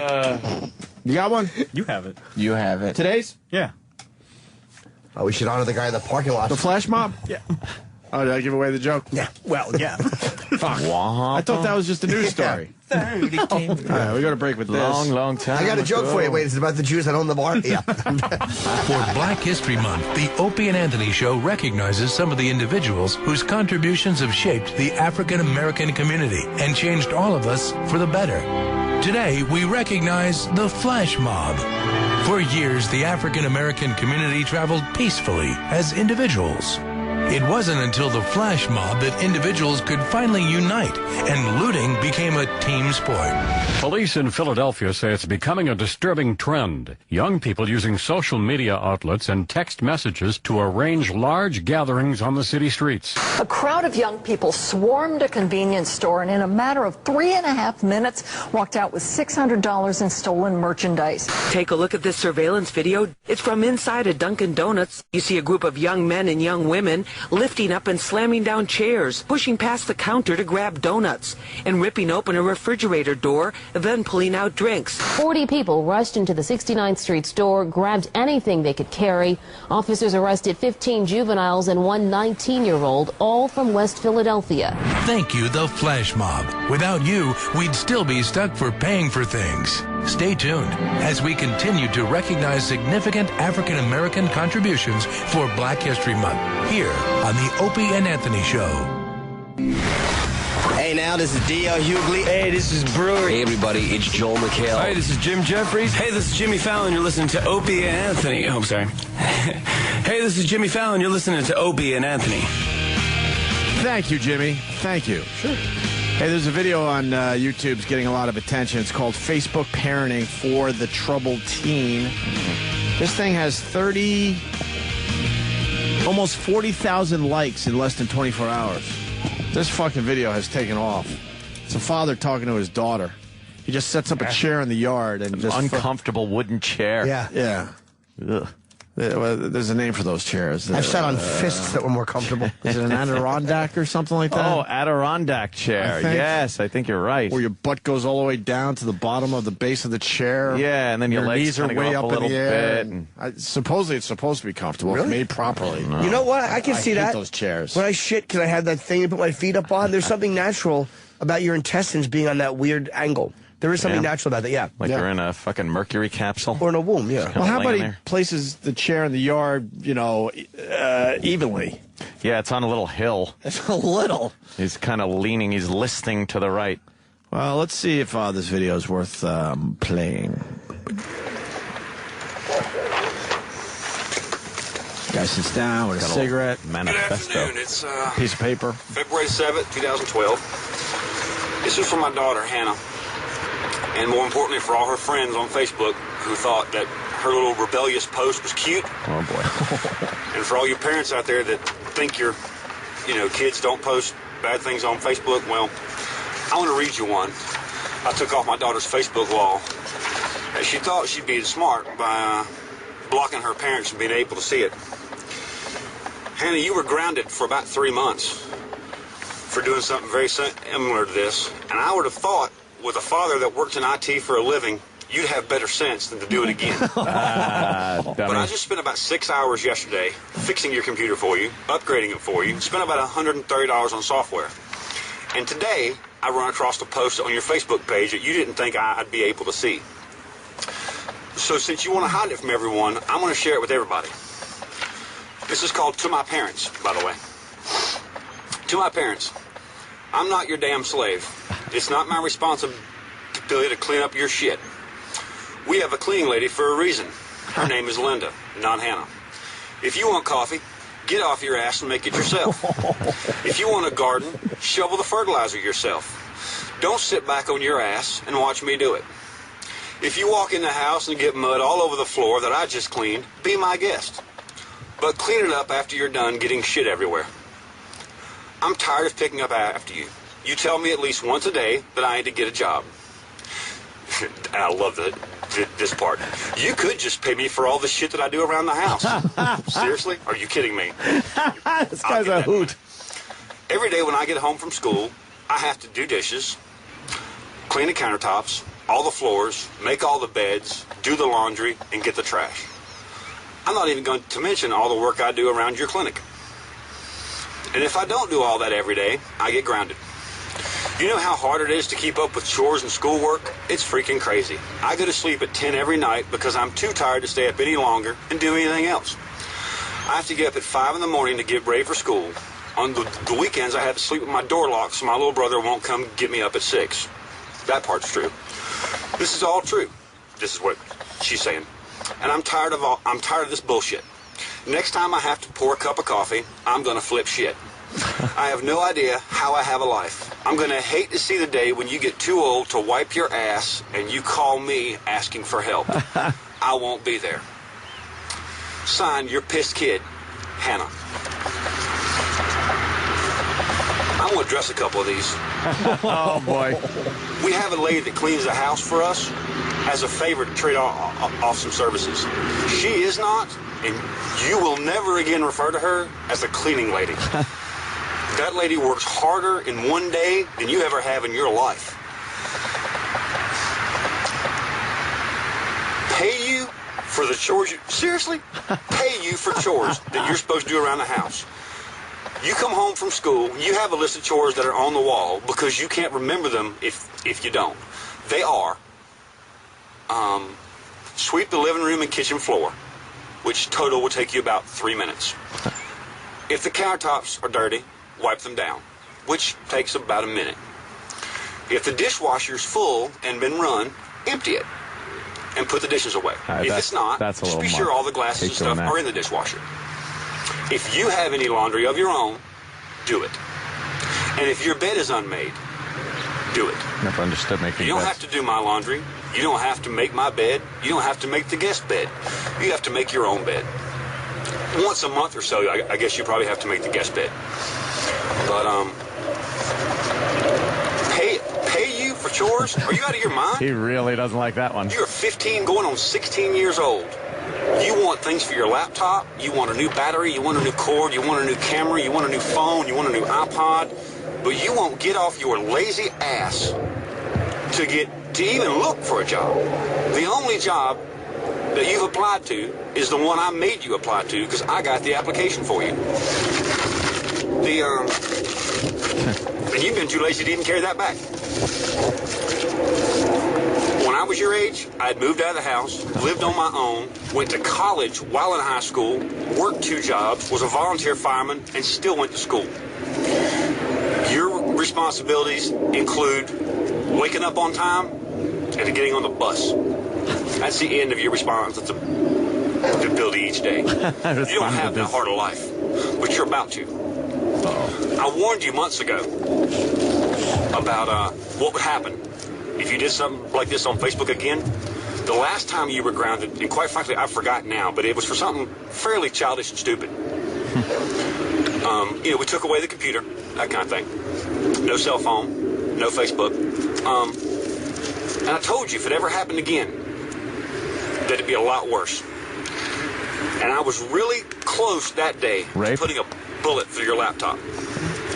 Now, this time, I just spent all day yesterday, blew half my day upgrading your laptop, putting new software on it, spent about $130 in software to get everything, the way that you want to have it for school. You don't have to worry about buying a new laptop battery. You don't have to worry about buying a new power cord. You don't have to worry about buying a new camera. Because you won't be using any of them till probably college. I don't know how to say how disappointed I am in you and how disrespectful you were to every single adult in your life. But kid, you got it easy. Way easy. It's about to get harder. It's about to get a whole lot harder. It's like a wrestler working a mic. Because you're not going to see this, and for all I know, you might not ever see it. But as soon as I'm done, I'm going to post this on your Facebook wall. So all those kids that thought it was cool for how rebellious you were can see what happens. And all the parents may get an idea to put a boot up their own kid's ass. Because all this, there was more curse words in that one post. Just ridiculous. Not happening. Disrespectful to me, your mother, your stepmother, your family, your friends, and yourself. So I'm going to put a stop to it. And I'm going to put a stop to it right now. Oh, boy. That right there is your laptop.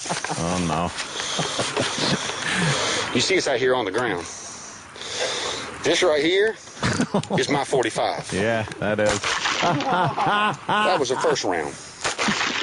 These are exploding hollow point rounds. He's plugging from, the laptop. Yeah, and you have to pay back for these too, because these are about $1 a piece. 1, 2, 3, 4, 5, 6. Oh, yeah. And after that comment you made about your mom told me to be sure I put one in there for her. So that one's from her. And if I got one left... It's a psychopath. I got 2 left. Now I'm out. So, just for the record, whenever you're not grounded, whenever year that happens to be, you can have a new laptop when you buy a new laptop. And when you pay me back the $130 for the software I spent on yours yesterday. Hope you've enjoyed your little fiasco on Facebook. Hope it was worth all this. Have a good day, y'all. Damn. Now, I got a question, Ant. Yeah. During the video, you see all the cars driving by in the background, and now he's shooting a gun. How legal is that? It depends on what state he's in. He looks like he could be from Texas. Yeah, this, you know, he probably just charge it on your property. Yeah. Who knows? Wow, that, this guy means business. Yeah, he does. But I like what he was doing, but he's a real dick. Psychopath. Yeah, because I know what she did is, it's kind of shitty to post that. I understand a parent being really annoyed, but a certain amount of rebellion is okay. Like, and I'm not a parent, but it's almost like as long as she's not doing drugs or drinking or fucking she was just like, that was typical teen shit. Like, I don't want to clean up. I don't want to do this. Like, it's like you're calling her out just for showing off in front of her friends. Yeah. Like, why wouldn't you just let her do that? Like, she obviously didn't want you to see it. Yeah.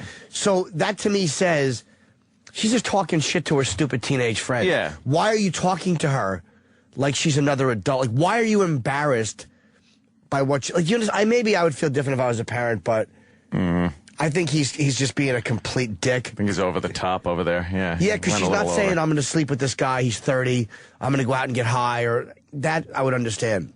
Yeah. But I think he's just being a jack-off. To shoot her laptop? It's like,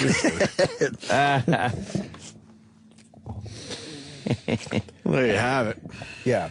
That video is doing very well today. But it's like, all right, your daughter was being a snot on Facebook. She's 15. Yeah. That's the way it is now with social networking. Yeah. She's being a snotty 15-year-old. So what do you want to out-humiliate her? And like, yeah, that's pretty much all he was doing. What? Oh, you're smarter than your 15-year-old? No shit, dummy. She's irrational? No shit. And again, I'm not talking as a parent, so I know that parents might think, maybe I don't know what I'm talking about, but I think kids that age expect everything too. They don't expect to work. We all worked when we were growing up. We had jobs, we had chores, we had a little job on the side, and then we had chores at home. Chores, yeah, sucked. And a lot of these kids coming up today seem a bit entitled. And if that guy came up drastically different, it probably is really frustrating to him. Yeah, but shooting her laptop, it's like, ugh. Yeah, it was a little over. Well, it was either that or sledgehammer it or throw in the garbage. He went for the yeah, a little sensationalism there. Yeah. He knew the video would do well. Oh, yeah. So he's aware of what social networking can do. Yeah, anytime you blast rounds off into something like that, it's going to get some views. Sure. Yeah, I think he's kind of coming off as a bit of an asshole. Yeah, he does, definitely. Because, again, you're calling out a 15-year-old and being snotty. The fact that she has you blocked, it's not saying you shouldn't monitor her page, but if she's just talking shit to her friends, let her just talk shit to her friends. It's like, what do you have to in front of her friends? I don't know. Maybe you do. I don't know. It's hard for me to say without being a parent. He's going to be sitting in that chair someday. She's going to come up behind him with that same gun and just blow his brains out.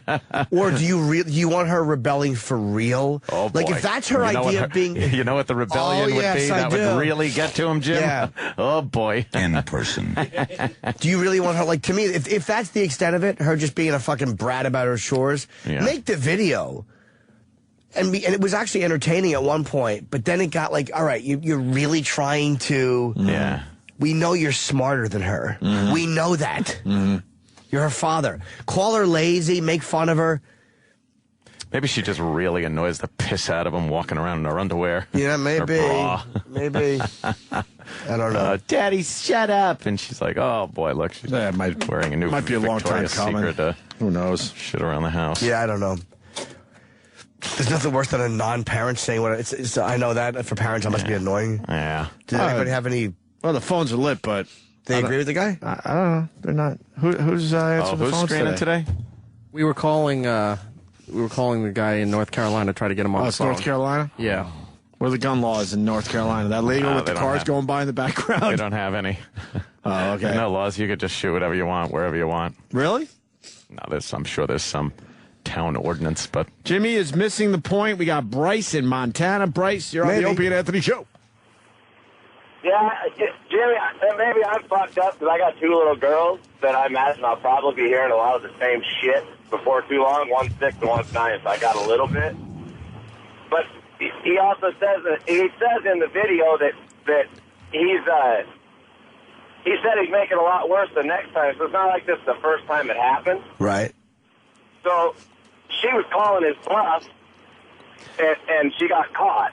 Now in a year or in 5 months or whatever, she straightens up her shit. He might get her another laptop, but you don't tell her that now. Well, let me ask you a question, and this is where I have because it's a social networking thing.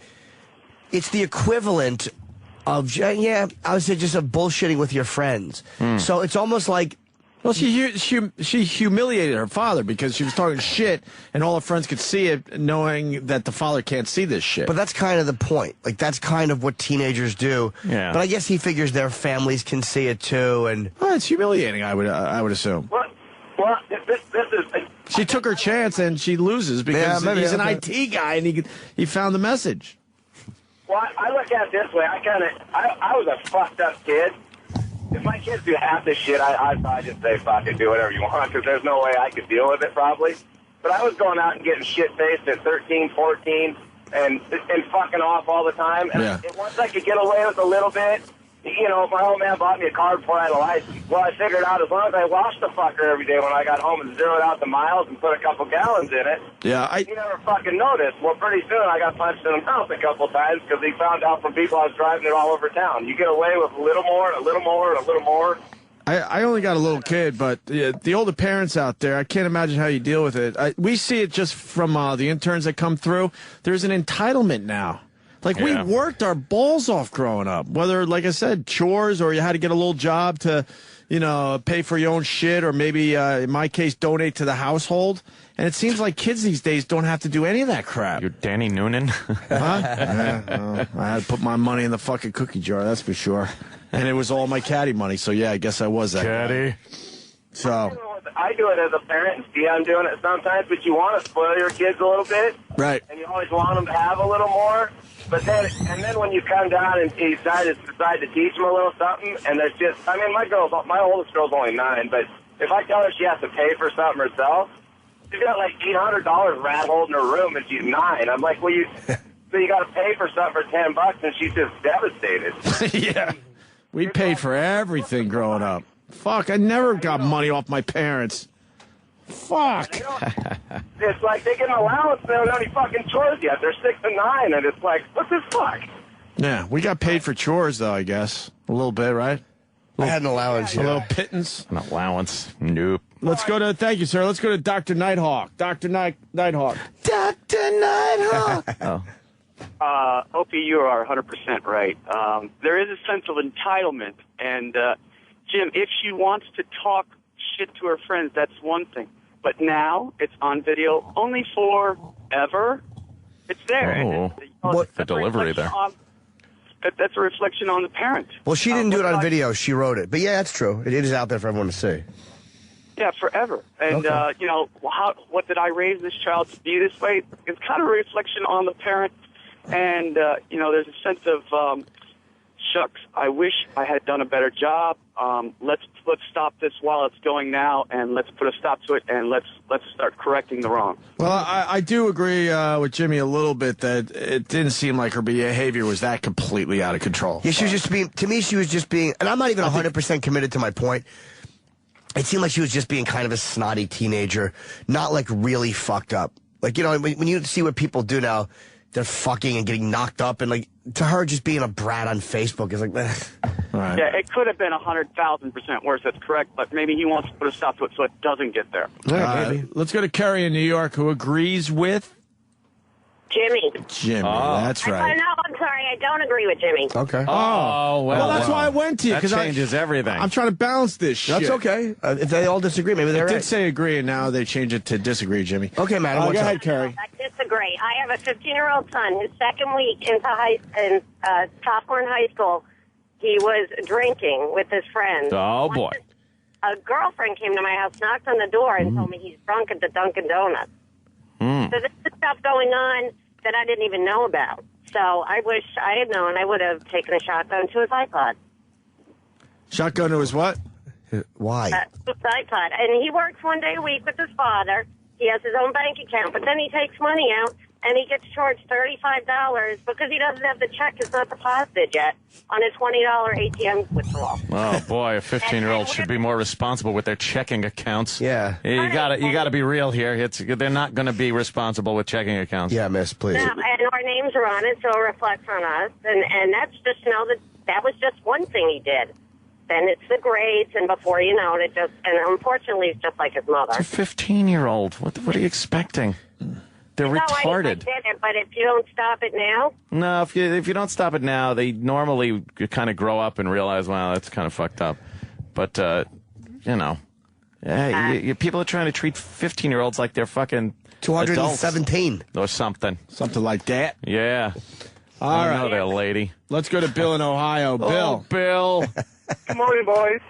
Hi, buddy. You know, Opie is right in that kids today feel entitled. My wife has a 15-year-old brother,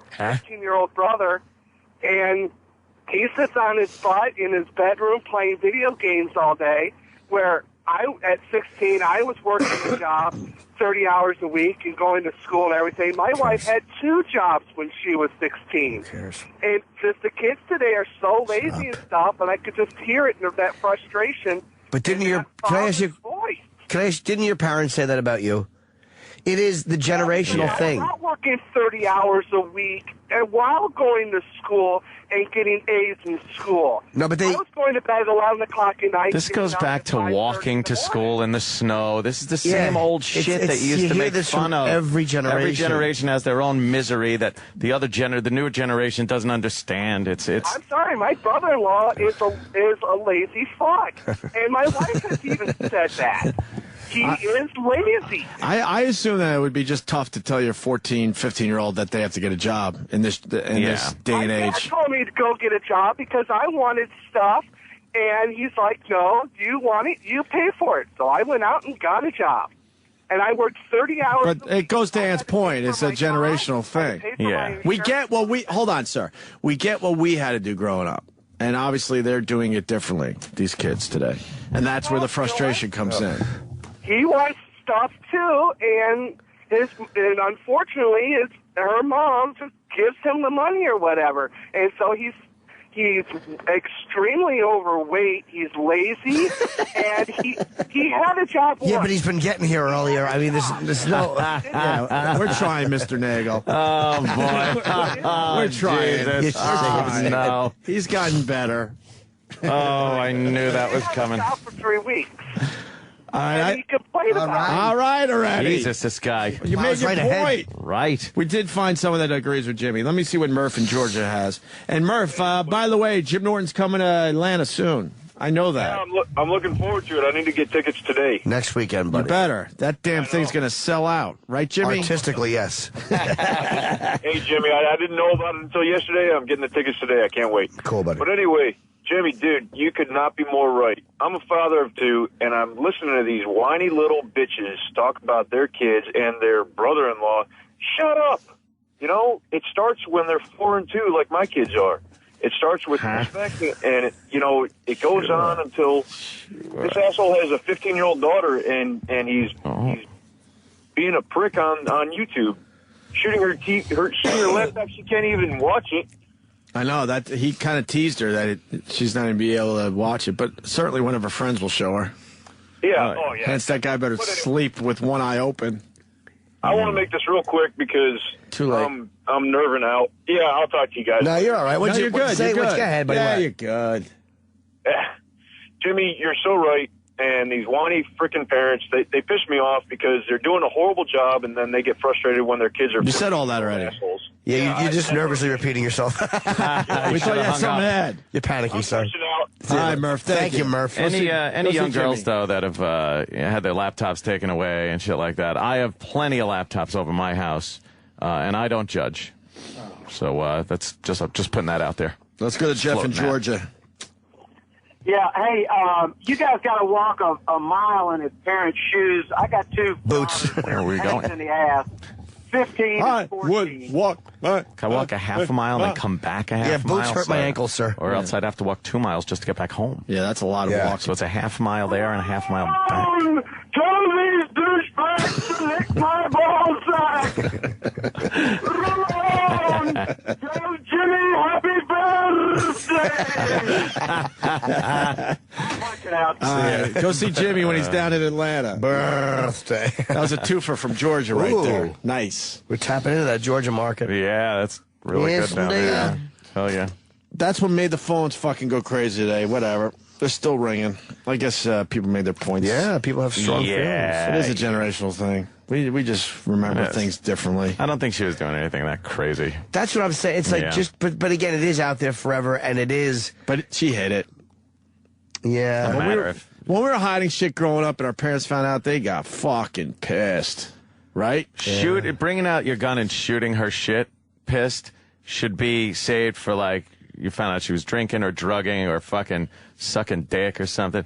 But like, she just posted some whiny kid shit. Yeah. There was nothing in there that was exceptional in any way. Nothing threatening. Nothing. It was just a pissed off kid that doesn't want to clean her room and fucking do her chores. That's every kid. Yeah. So, you know, maybe he's around the house. She's really a cunt or something. I don't know. But just for that, I think he overreacted. Well, after watching the video, it's obvious she's acting just like the father, so we know where she learned it from. Learned it from you, okay? Because now he's grandstanding and showing this off to his friends. Like, look what I did. This is how you parent. Right? The wife should make a video. You know, my husband made a video here and it was very embarrassing. Right.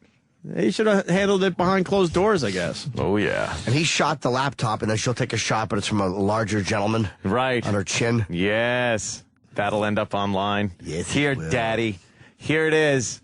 Hope you find this video, Daddy. And she's just there at a gangbang. Yeah. Oh, my God. Fucking a black guy in a cowboy hat. Oh, yeah. And he's doing that fucking slappy video. Ah, an alien. Ah! What is that? Oh. Sorry. Who was it? Just an alien floated by. Oh, Egghead? Was that Egghead? Oh, my. All right, we got to break again to sell more shit. Oh, my God. Time to sell more shit. William Shatner's coming in a little bit. Yes. And when we get back, we got to do the parking lot altercation finally. Oh, yeah. You told me about it on the way home yesterday, Jimmy. I think that's a good one. And we got the Rock saying bullshit on Sports Center. What the fuck's going on? If you smell what the Rock's cooking. Well, you know, the comedy he likes is harsh. Yeah. What comedy is that? I don't know. Yes, I do. What does he like? I don't know. Yes, I do. I'm not fucking doing it. What does The Rock like? SBC. SBC. Yeah.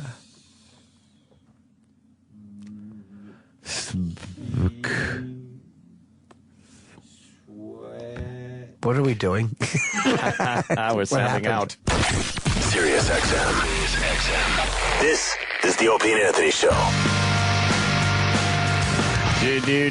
We got William Shatner coming in about a half hour. Yes, I have very important things to ask Bill. You do? Bill Shatner, yeah. Like what? You know, it's about Nightmare at 20,000 Feet. Highlights on episode. Yeah, I got a couple of questions there. Watching it during one of the marathons, and something really bothered me.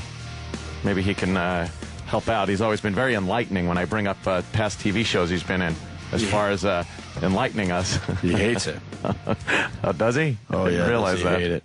Shatner's World on Broadway. Yes. Yuck.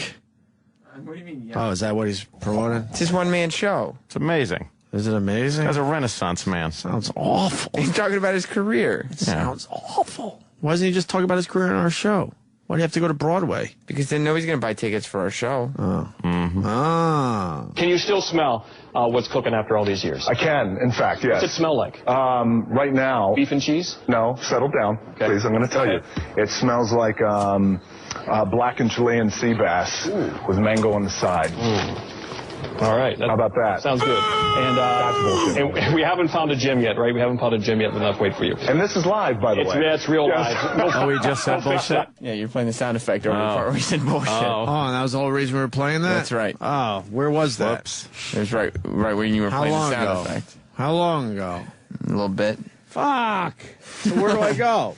Back 10 seconds. I say back to the Can you beginning. still smell what's cooking after the years? Oh, geez. You should have just played the clip. All right. How about that? Sounds good. And that's bullshit. And we haven't found a gym yet, right? We haven't found a gym yet. We'll have to wait for you. And this is live, by the way. Yeah, it's real live. We'll fix that. So The Rock says bullshit. Who cares? Bullshit. Wow, that's What channel was it on? ESPN. It's cable. Oh, please. Who cares? That is that shouldn't even be an issue or a story or nothing. That's just a guy saying. Are we getting The Rock? Word. No, he's not doing serious. He's not doing any radio. We said yes to The Rock. I know. He said no to radio. Oh.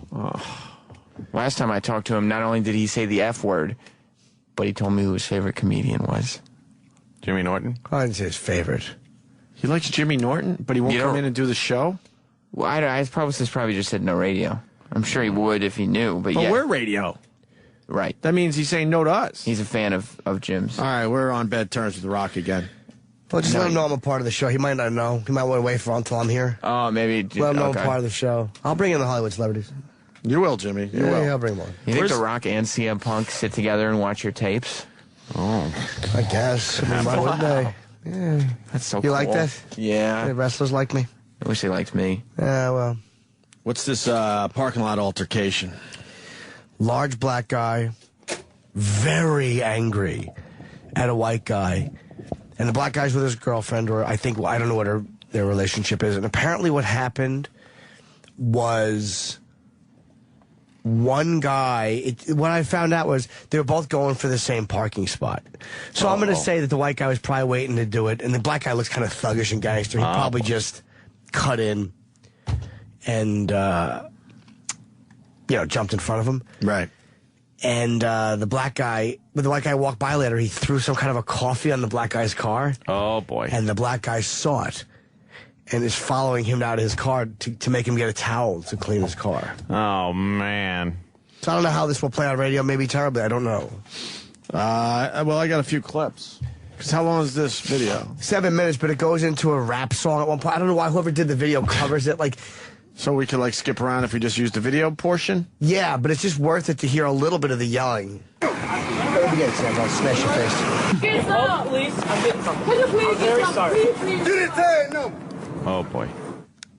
That doesn't sound Hey, good. I know my brother. Man, bust your fucking ass out here, fuck, nigga. Man, go down. Go wipe me down. Go wipe my shit down. Get your ass, nigga, right now. Stop talking to wipe my shit down. Wipe me down. Why does he call him a nigger?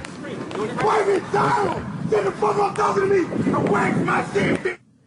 And then the volume drops out. But it ain't Now we can see the white guy wiping his car off. Oh, man. White. Dick, move on. Wait. Someone breathing? What's wrong? I don't remember that being all that breathing in there. Maybe it was there and I just didn't notice it, so. This guy is now wiping down the black guy's vehicle. And it seems really unreasonable. But he threw the coffee on the car. Well, he did. And he got caught. That's what you learn. Yeah, he threw. You got to make sure no one's looking. Yeah. Talking to wipe. Can you just please be quiet and wipe the cup, please? I'm wiping it right now. Dang. Well, if somebody did that to my car, I'd have been pissed. Man, shut the fuck, man. Wipe. This guy is scared shitless. Oh, this shit. I'm wiping this shit. I got paper towels. You need a little water, because that drank for some. Oh, yeah, absolutely. I just shut the fuck out your ass. Stop talking to wipe all this shit. No point. Let's see your phone. I'll tell you what I'm going to do. Let me see the phone, Kevin. Listen. Wipe this shit. I'm going to put it in the car, and then I'm going to give you money to get it detailed. I'm going to give you cash to get it detailed. Holy shit. He is petrified. He does not want that big black guy to punch him in the face. And he really, and that guy, if you see that big guy pointing, his fucking forearm, that is a worked out forearm. And the black guy is getting right in his face and screaming, but he's not. We discussed the video on the way home yesterday, and that could be perceived as a threat. I think that this guy might be on parole or something like that. That could be perceived as a threat. Oh, he is threatening him, but he's not physical threat. Absolutely, Yeah. but he's not hitting him. It doesn't matter. No, but he's right to be pissed off, and he wants his shit cleaned off. It is right to be pissed off, but let me tell you, you could use some force back at that black guy just on the way he's acting. You could. Oh yeah. But it's funny to see this guy. I can't. Oh, this guy's just a cowering, scared white boy. But the way he's trying, I love the way he keeps trying to go. No, I'd be pissed too. Yes, sir, I'd be pissed too. I'll shine it up for you. What do you need? Dick sucked. You got it. Whip it out. He just keeps trying. Yeah. To connect. Oh man. And the girlfriend knows that her boyfriend or whatever has a fucking rage issue going. And then he tries to play because he tries to get him to squirt because I guess the coffee is or the mocha drink is drying. That makes it harder to clean. That's the sugar. Yeah, the sugar's You're drying. not talking to me and wipe this shit for nigga. You think I'll wipe your bitch ass? You think I'll wipe your bitch ass? Wipe this shit. I'll give you money to get it detailed. I'll give you money to get it detailed. Yeah, you think I'll wipe your fucking ass? Wipe this shit. Money to get detailed as well. Just don't shoot me, sir. Oh, you're going to need that true coat. Just don't kill me, sir. Water or anything. Jim. If you would like spray the windshield with water. Man, we gonna get this shit detailed too. Wipe this shit. Wipe this shit. Stop talking to me. Wipe this shit. Stop talking to me and wipe. Wipe this shit. Wipe this shit. You can spray this. It would help. Can you just stop talking and just wipe the fucking car? If you could spray it, it would Just help. please, sir. Can you just please? This woman's like, look, you are going to get your ass beat. Yeah, because she's getting in between the two. She's begging him, just shut up, please. She knows what he's capable of doing. Yeah, she's seen some shit. Please calm down, bro. Calm down. Calm. See, she is trying to help. Hello. The parking spot right here, and that man tried to get it, and we seen it first. She's on the phone explaining what happened. We seen it first. We seen it first. Now the security guy's pulling up. I thought he stole my spot. The white man out here, he done put water out on the car girl. I was a dick. I was a dick. He called his I sprayed something on his Just left the bitch ass home. Yeah, he got mad. They gave my money home, man. We ain't talking about. They gave my money. He pulled That's your good hey, home. Just tell him to get what he owed. Just tell him to get what he owed. Just tell him to get what he owed. I'm gonna give him money to get Just tell him to get what he owed. Give him what he owed me. Bro, wait, please. This motherfucker wants some money. Bitch ass I'm trying to. He won't calm down because he is fucking mad. Go to that. Hey. I be mad too. Give my money. I don't give a fuck. Give it to me. Now he wants money. Now he heard money. And Wipe my shit down. wipe my shit. He got mad. Good morning. We got the motherfucking parking spot. Then when he goes down parking to another spot. parking spot, he get on the Moco left Choco. on the motherfucking car. Yeah, but he got him wiping this shit off. Oh, we going down, home. We going down, home. He's turning back to me. He's motherfucking man. I'm trying to goddamn hold him. I can't Why isn't white guy running away right now? First of all, running for his life. Because this white guy is not athletic enough. No, white guy's a little chubby. Well, plus his car's somewhere. Yeah, and they know where his car is. Right. His car's probably okay. right next to it or close by. And that guy was funny because that guy's like, you didn't think I watched your bitch ass? You didn't think I watched your... He just saw him do it. He must have been like, that motherfucker here. Oh, no, he did. And just was infuriated. I'd be like, excuse me, I have some professional cleaning fluids in my vehicle. I will go there and come back and just peel out, leave. That guy, the guy would have stood behind his car. Yeah. And that guy, and then you can see the black guy is also... Because I'm a gangster. He likes the attention of he's being angry and the girl's on the phone. Oh, yeah. So it fuels you. It's that drama that black people love so much. Well, any argument you have. No. And he knows... kind of technically he's in the right here. Right, so he's got it locked. So you ever argue with your chick and she admits she's wrong about something? Like you got her so dead to rights and she's always right. this guy is probably so used to being on the wrong end of it that when he finally justifiably has a guy, he is going to fucking milk it. He is going to say, wipe my shit 20 times. Shit, wipe my shit. I love the nervousness of the white guy. Classic. And we'll get a detail. We're going to get a detail for you. I got paper towels. Yeah. Got paper towels. Get a detail. But the guy... That was dumb. That was dumb on my part. Dumb. I was a dick. I sprayed the car. I understand. Oh, boy. And I'm amazed at the restraint this guy is showing and not hitting him. Like this, and believe me, this guy could get past his girlfriend if he wanted to. The second that white guy would have done anything that wasn't the equivalent of a dog tucking his tail between his legs and bowing to the alpha dog in the pack, that motherfucker would have ripped his throat out. You're probably right. Yeah. But he's still not ripping his throat out. Yeah, because this guy is bowing to him. Yes, but he also did throwing a mocha drink on a big black guy's car is punch in the face offense. Oh, yeah, you're right. And he's not getting slugged for it. And this guy wants to hit him. Well, he probably wants his shit wiped. He does, but I'm wondering why is he not hitting him? Like, I'm amazed at cause he's obviously, you could tell he's worked out, if nothing else. Yeah. Is he on parole? Is he afraid of killing this guy? Maybe, because the girl getting involved makes you think, oh, fuck, this guy obviously could do some damage. And who's filming? I think it must be a third person with the black couple. Or someone that just saw it. I love these guys on Twitter. I don't care how big someone is. I would not put up with that shit. You're right. And who the fuck is filming? Of course you would put up with that shit. Jesus, say that. This guy's scared out of his mind. He got caught. He didn't plan. I see myself in this position because he didn't plan on having a confrontation with a guy who probably runs a gang in a prison yard. He's just going to the mall. He didn't plan on getting caught. No. Oh, there's a little bit more. He was hoping it was a little old lady in the car. I would figure out my odds if I could outrun the person. You ain't outrunning that. And then at that point, I think I'm fucking cleaning his car, to be honest with you. Oh, man. Yeah, let's hear more of this. About 10. Man, ain't no need to be talking, man. Just give me my seat. What you want him to do? He want his man, ain't no what you want to do. Give me my seat. Bro. Man, how you fool? You get out here. I want to press charges. I want to press charges. What is coming? Take your fucking ass to jail. Let's do it. I just want to shut your bitch ass. Fuck ass cracker. Now you want to jail today? You want me to sit down there and go to Rice Street, ho? Fuck you talking about?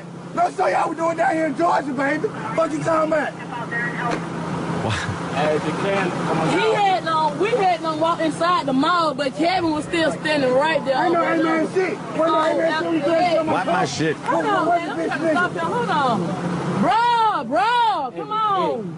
He understood he's at fault. Okay? Man, fuck that shit. That whole nigga didn't think I was watching. Why you put that shit? Yeah, he really did. White boy. It's always about white boy and cracker. It's called nigga. Right there, the cops applaud. You turn the volume down. He gets close to the guy, and he kind of pokes at his head over the shoulder of the security guard. But he doesn't hit him. But the cops are coming up. Yeah, the cops are running. That would be hilarious. Just dump on the black guy. Is that what they did? They put him in cuffs. But they don't know. They don't know. They're just coming up to the scene. They just see him yelling.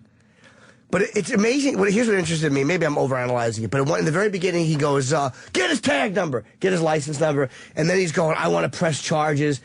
It's like he likes the fact that he's on legally the right side. The right side. As the cops come and just put the cuffs on him immediately. Even though he's being menacing in his world, that's not, I mean, he's menacing him, but he's not beating the shit out of him. Yeah. Am I overanalyzing this? I would love to fucking hear from...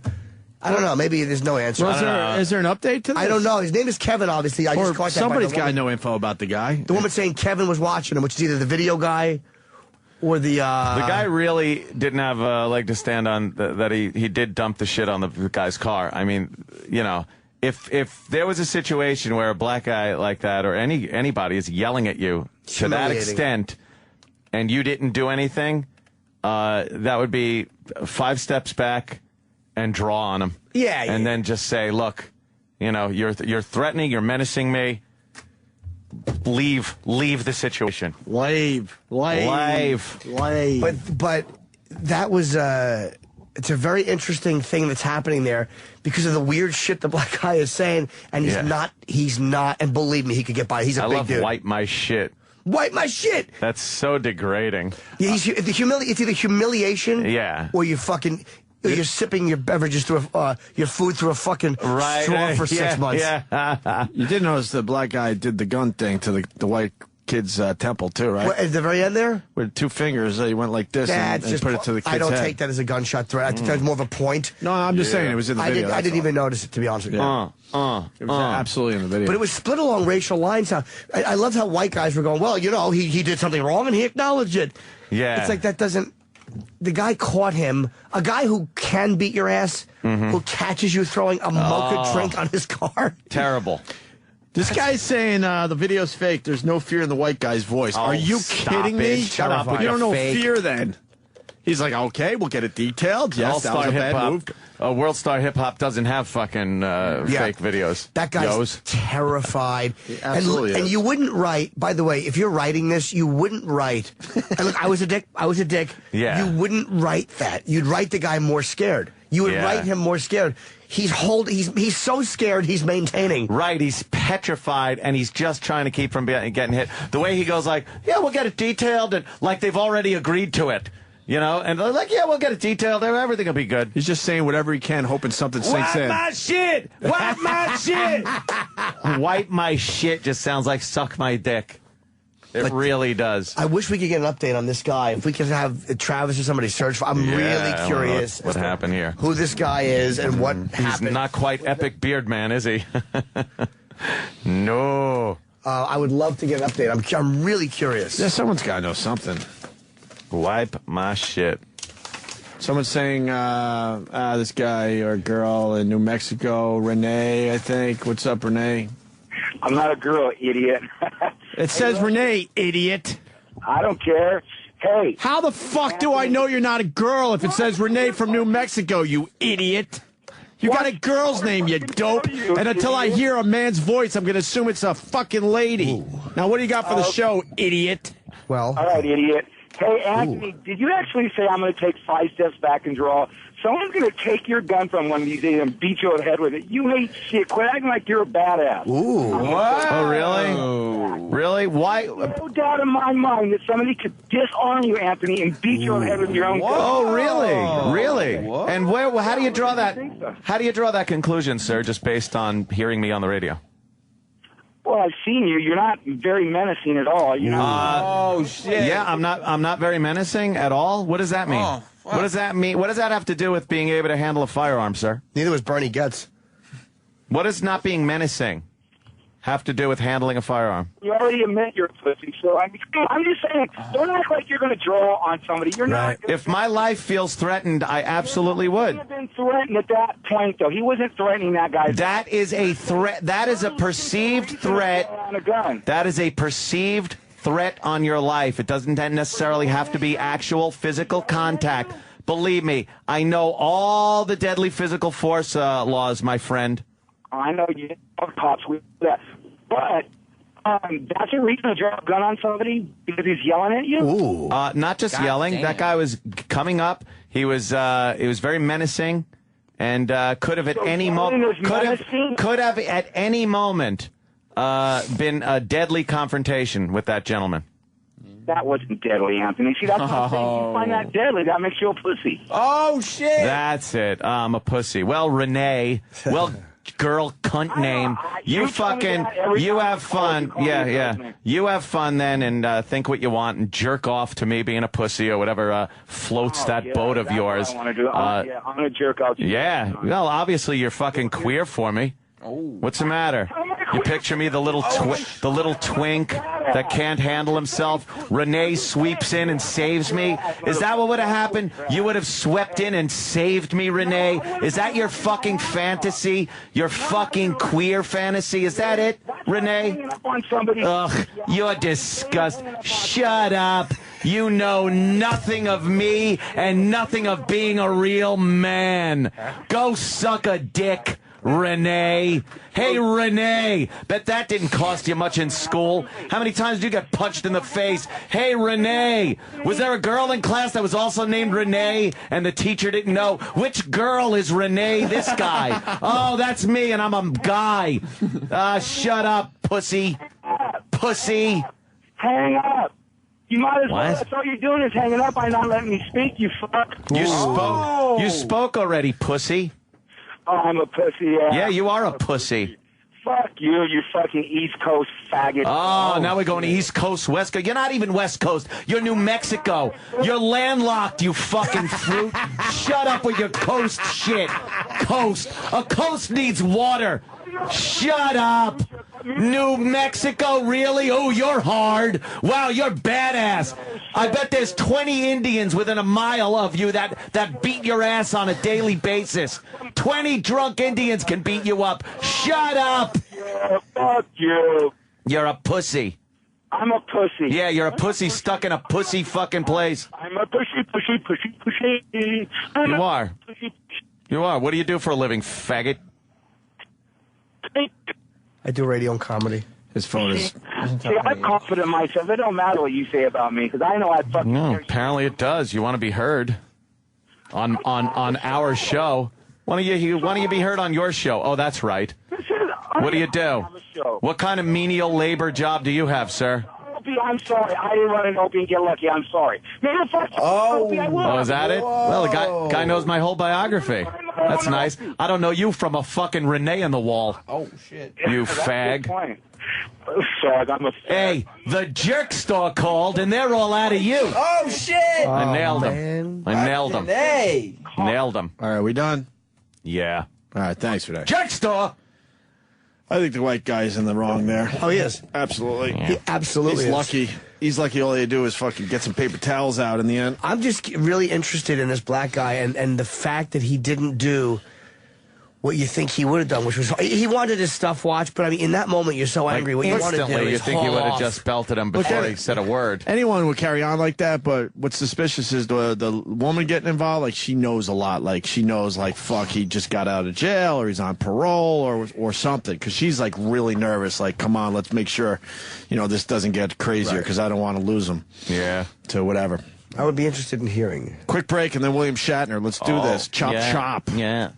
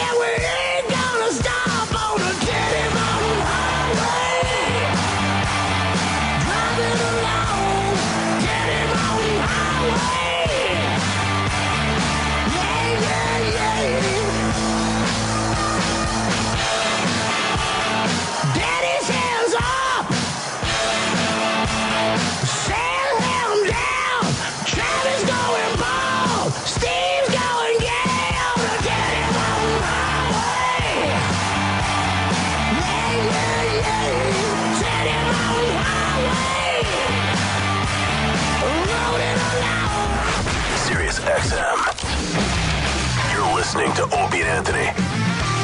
All right, William Shatner making his way down the hall. God damn, does he look good for his age? No, he looks good no matter what. And he's walking in. He's walking in as we speak. Yes. The great William Shatner. There he is. William Shatner. I used to be. The great William Shatner. You're greater than ever, I believe. How are you, buddy? You know I what? do. How are you? I made a faux pas. I said, William Shatner looks great for his age. And then I went, no, he just looks great. Oh, my God. You look just great. Well, I feel I'm on top of the world. You are. You're conquering all types of entertainment avenues. Yes. You're all over the place. I've conquered everything. Yes. TV, music, movies, of course, and now a live show. Don't forget the porn. Well, yeah, Porn. of course. Did you ever conquer radio?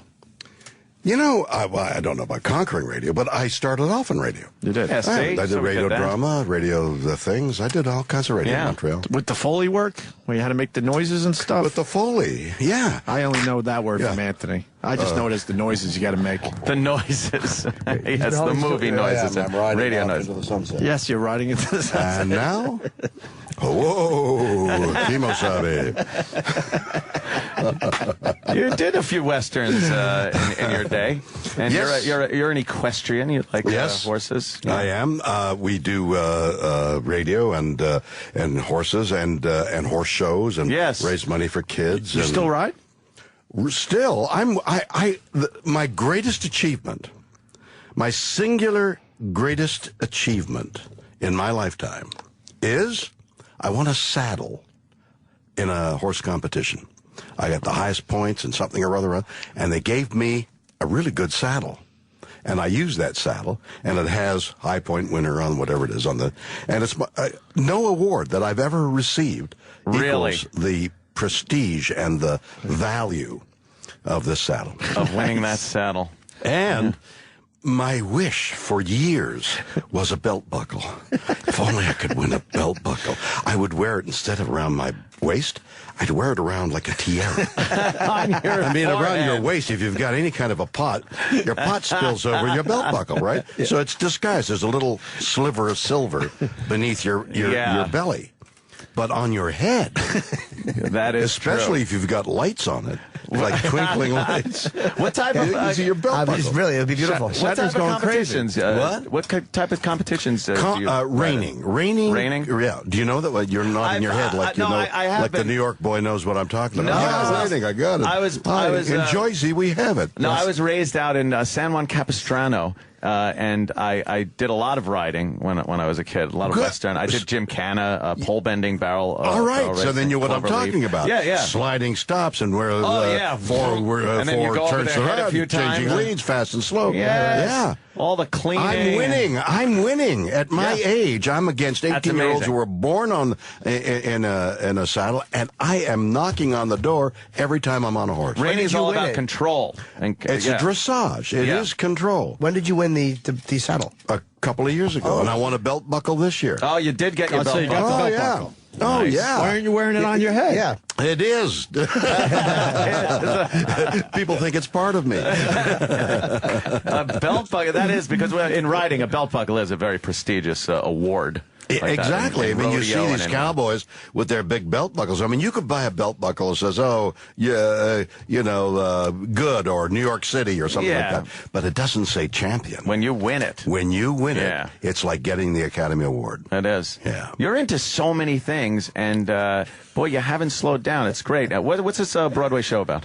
Listen, you and we've all become buddies over the years coming in here, big stars, and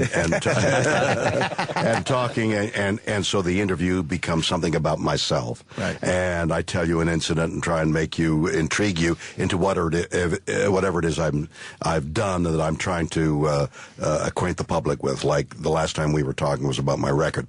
Yes. Well, many of those stories are amplified, are really interesting. They're aspects of my life. Like, for example, you were talking about the riding. Well, I tell a story about a horse that I bought that was the most glorious horse that ever was.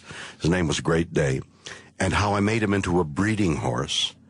And once he became a breeding horse, they started putting pawing chains on him.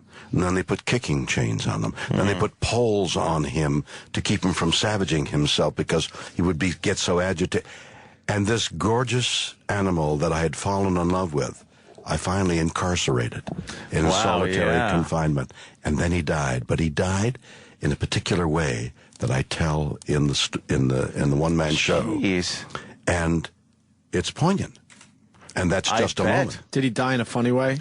Oh, Jesus. No, it wasn't funny. You're always looking for the laugh. I don't know, with his legs up in the air or something? This horse reared. Oh, it's poignant. At the last, poignant means sort different of sad, than funny. Right? Yes, I know. Sorry. There's somebody in your staff right now looking P-O-I-N-G. Maybe they're not going P-O-I-G, they're going P-O-Y. Right, exactly. Maybe I should have picked up on the poignant part. You know what's so listening ironic? would be really good. You know what's so ironic? Bill, for so many years, I have watched Bill and his crew being in chains and captured by some alien alien race, and you, through eloquent speech, kind of talk your way out of being locked up and enslaved and chained, and then, ironically enough, your own horse suffers one of the fates that you did in many Star Trek episodes. Isn't that interesting? Yes, yes. I want to plug where it is, by the way. February 14th through 24th, Music Box Theater. Tickets are at shatnersworld.com. It's on Broadway. It's opening in a one-man show on Broadway, February 16th, through the March 4th limited run. Can we go? And then I'm on tour. Yeah, of course. You all can go. Free? And come. And listen, the tickets aren't very expensive.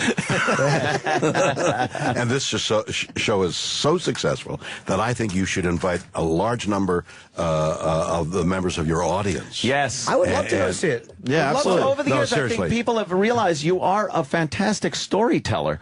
I think during when you were doing the talk show and seeing you in public and doing interviews like this, you realize that William Shatner is a very good storyteller. No, you used the word fantastic. Why don't you stay with fantastic instead of descending to good? Yes, no, but really, it's a mediocre. I mean, where we go? Which is downgrading. It's fantastic. You were very funny, by the way, on the Zach Wilde roast. Your video was hilarious. Oh, that's great. He did a very, very in poor taste video. It was very funny. Well, Zach Wilde is quite a character. And, you know, talking about characters, on the Charlie Sheen roast, which I was on briefly, to see Patrice. I don't know whether you know this, and forgive me as I tell it to you. Patrice O'Neill was, in my opinion, sensational on the Charlie Sheen roast because, first of all, he lay across the dais in fatigue. We didn't understand that. And he just laid out in absolutely realistic terms, which were so funny, the idiocy of doing a roast. Okay, so that was funny. And then he talked to me personally on the air, you know, what are you doing? And I answered him back by saying, what you're doing right now is it's incredibly funny because it's so real, because nobody else is going there, okay? When we went to get our cars, he was there. And my wife Elizabeth and I and he engaged in a very serious conversation about his diabetes and about his sort of giving up. And she put her arms around him and urged him not to, and sobbing, Patrice, sobbing, three of us, tears, we parted. In that instant, we had become so close for a second. Wow. Yeah. And then we left, and then... That story, he told us that story. It did affect him a lot. Yeah, we were very close to him. Yeah. That did affect him a lot. He made fun of it a little bit, but you could tell. He joked about it, but he was touched really by it. Well, that's interesting. By the story. I didn't know that. There you are, the comic's instinct to joke about this incredible moment when we urged him to take care of himself. Yeah. And he said his body was going to quit on him or something, or break down. And it affected him, and he really thought about it, and he heard it. He listened to his body, and he realized, some instinct in him realized that he was going to go. If you could, would you shoot him in a photon torpedo case down onto the Genesis planet, and then perhaps we could take him back? The instinct is there. Get away from the death. The people don't want to hear about that. No, he doesn't like it. You've always cheated He gets death. uncomfortable. Is what I'm saying. You've always cheated death. And I was just wondering if you would send him down to the Genesis planet if you had the power. See. No, yes. I would resurrect him into a... You know... Out of all the comics I've known, he is the most human. It's so bad. But I tell you, a laugh line, and he would have them. A laugh line is a work of art, isn't it? I mean, a good joke is everything. Yeah. I mean, it's like a fine painting, a good joke. We were... and by the way, I strive to find them in the one-man show. Yes. No, seriously. Good luck finding them on this show. Let's not forget about the one-man show. The show itself was a good joke, I think. Yeah, I'm sure your show will be great. And I would love to go and go backstage after and go, come backstage. Good job. Absolutely. And you go, Jim, thank you. I'm glad you came. And I'll go. And that Patrice story, I believe, was poignant. It was poignant. Yeah, there you are. I just want William to know I know the word. Yeah, I wish try using a word like that every day. Yeah. And what I was getting at with the horse, because, Animal House, the horse died silly. So I thought you might have had one of those things happen. No. The horse died so much. The horse died noble. Noble. You see? Okay. I know what noble means. Gotta laugh. Well, you are. Thank you. Yeah. I'm noble. Got to be a proud horse again for the last time. Oh, that's exactly the way the story goes. Good. Really? That is good. How long is the show? Show is 94, 97 minutes. Perfect, hour and a half. Yeah. It's perfect. And no intermission. How long have you been rehearsing it? Well, I toured it in Australia. I toured it in Canada in a somewhat different form. But when I was asked to come to New York, I honed it down. I leaned it down. I'm being held to a different standard. And it's somewhat different.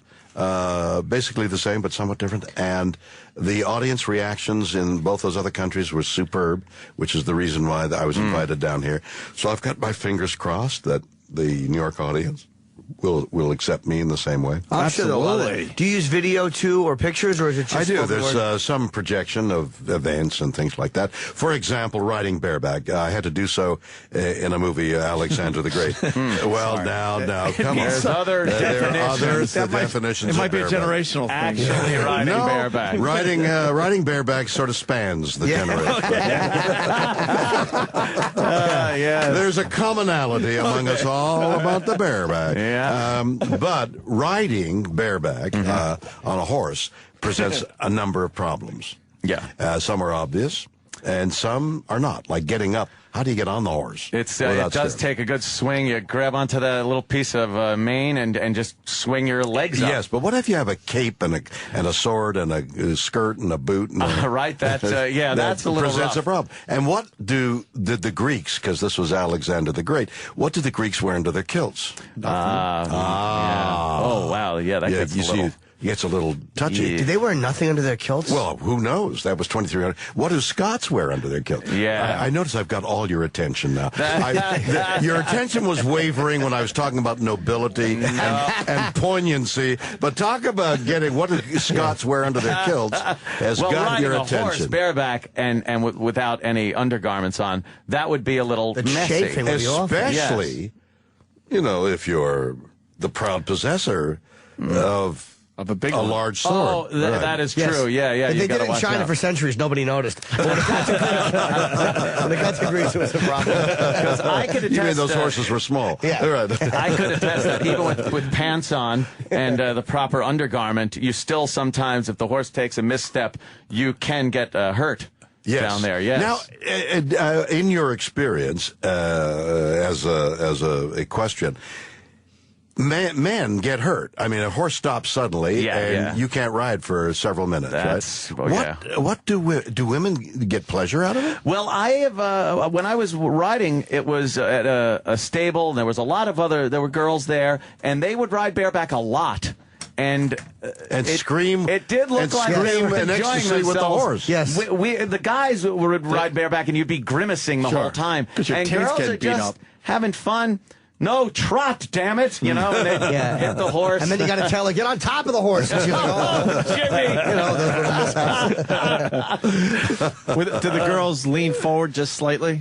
They would, for their pleasure. Are you imagining? Pleasure? Are you imagining with some poignancy what it used to be like? Yes, I am. Sir. It was very hard for a guy. You would literally have to squeeze with your legs to keep yourself off of the back of the horse a little bit. Mm-hmm. Well, that squeeze backbone. with your knees. Some horses' backbones are ridged. Rather than having a coating of flesh so it's soft, there's a ridge there that gets in your way a lot. And if you get a slightly rotund horse, the back will be a little flat. And you could actually sit on there with a little more comfort. That's right, and then slide off. Yes, yeah. Well, there are the pluses and minuses. I'd rather slide off than have that ridge up your ass.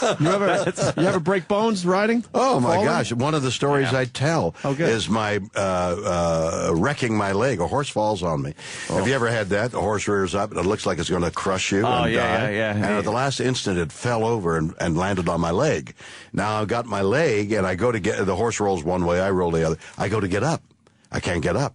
I rise, I fall. I rise, I fall. And that moment, years later, informs me on how to play a critical scene in the movie Star Trek. Oh, man. Is that an interesting story? Which movie? Well, I'm not going to tell you because you got to come and see the show. I got to guess. Can't you give us a critical one scene? He won't give us one story. No, he's just teasing. Well, That's what I'm teasing you the story. How about trying to land a tail dragger airplane for the first time? I've been taught how to do aerobatics. Okay, I'm checked out in aerobatics by a military instructor. I've done a week. They've sent me up solo for the first time. Wow! In a pit special, which is an aerobatic airplane. The sun is setting because the light is good, and you have to land. And the only way you land a tail dragger is by lining up on the runway. And then when you're over the runway, you look down to see if you're on the runway, and then you go, and then you land. Wow. Because, as you can imagine, you're in a flare position, the nose is high, you can't see in front of you like you can in the Cessna, which lands on a tricycle. On strike gear. Oh, my God. And I missed the runway. So you're off the runway. I'm off the runway. But he's not going to tell us what happened. No, because the sun sets. And we know you lived. Well, now, the answer to all these questions are at the Music Box Theater. He's always the best. Starting February 16th. February 14th. We had the 14th. February, well, that's the previews, 14th and 15th. Oh, okay. The previews, I open February 16th, and I run until March 4th, and then I begin... a week after that, a 15-city tour. Are we invited to the... you are invited. The 14th through the 16th? Invited. Right. Can I ask you this? Please. When the horse fell on you, yes. what injuries did you get in real life? They mashed my leg. And I was taken to a hospital, and there was an adventure there, too. Did you tell at the Music Box? Yes, I'll give you the line that Patrice would have loved. Okay. I'm asked to pee in the bottle. And I'm sitting, I can't move. So I'm sitting on the edge of the bed, peeing into the bottle with the curtains closed, and the curtains open up. And a nurse looks at me. She looks at me. She says, "Oh, my God, I'm your biggest fan." Does that sound like a fun show? Yeah. Eh? Does it sound like a show you want to go see? It would have been a better story if it was George Takei. No, that's a different story. I would absolutely go. That has a poignancy to it that I don't. You talk about your career, too, obviously, some career stories. I go through my life and tell you incidences. You know, the questions of who you are, what you are, why am I here, they're all rhetorical questions because there's no answer. I mean, why are you here? True, yeah. You know, but if you were to say, well, this is what I've done, this is what I hear, what I used to do, this is what I'd like to do, you figure it out. Why am I here? Mm-hmm. And essentially, that's what I'm doing. I'm giving you aspects of my life that I think are interesting, a couple of which I've just mentioned, and then perhaps you can help me come to a conclusion. Who am I? What am I? Do you take time off? You're very interesting to me because you work, like every time we see you, it's a new project. It was the book and the CD last time. Always different. Now it's this time. It's this TV project. It's like every time you're doing something. It's like what an amazing life to always be doing. It is, and that's what I mean. To me, it's like ordinary. A few weeks ago, a couple months ago, on a Thursday, I was directing a documentary on the last Xena convention, okay? And the people who go. I flew on Friday to New Orleans and did a speaking engagement on Saturday in New Orleans. Flew back Saturday night to Los Angeles and continued filming the Xena convention on a Sunday. Now, that to me is like, that's my life. You enjoy that, though, don't you? Well, yes and no. I mean, I don't want to go from home. I want to be on a horse. I want to be with my wife. I want to be with my grandchild. But that's my life. And here I am doing reams of publicity.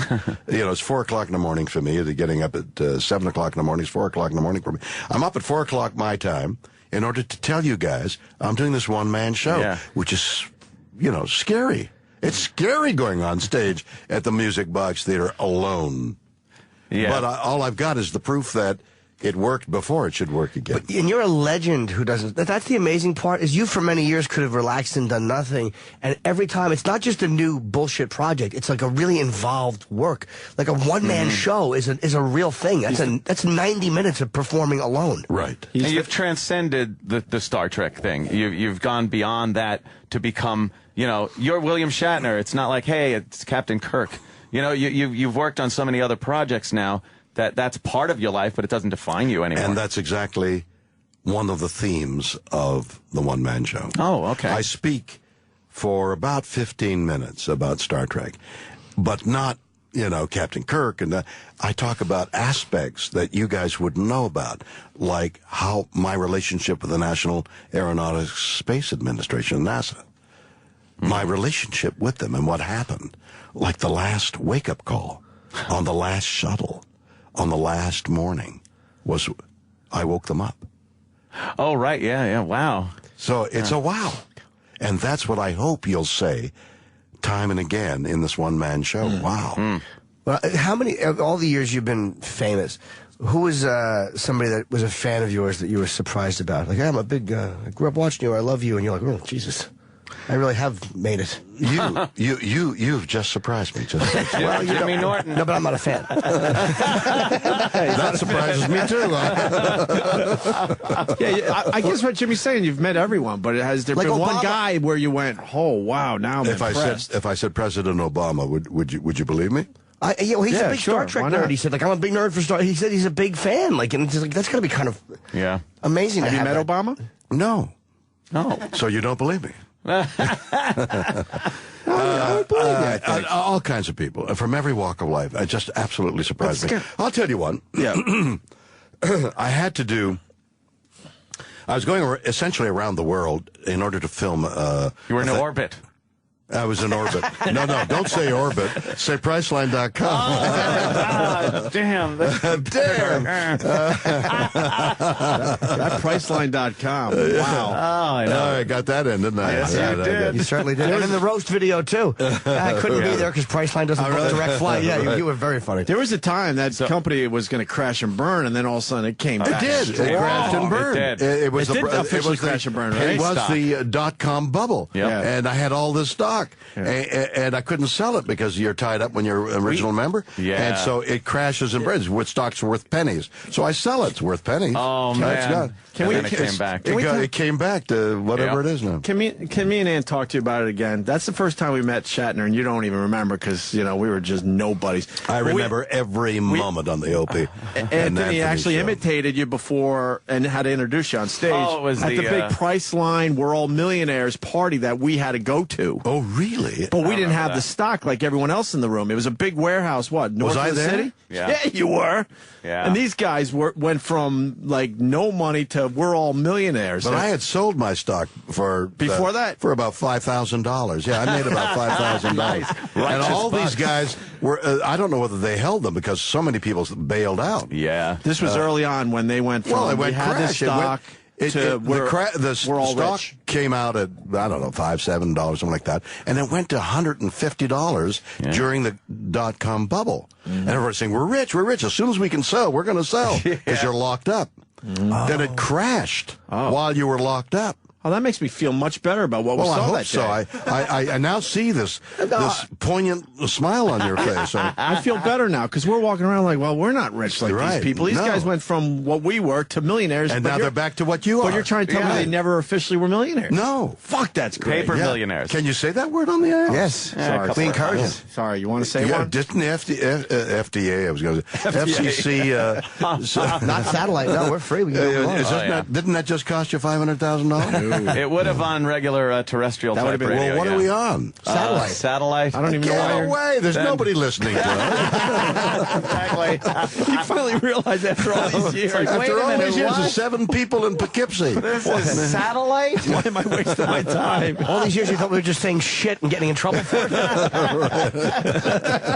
That happens. So wait, what story? You were just telling a story. What was it? Yes. Oh, about the person, yeah. you You said said a surprising one, who was a fan. So I've got to go around the world in order to film this documentary I directed called The Captains. I was here on it, in which we played on the aircraft carrier, the Intrepid here. The sun is setting, and the lights of New York on one side, the sun setting, and we're playing The Captains, one of the great moments of my life. And I had to go around the world in an airplane. I had to go commercial. I couldn't go commercial.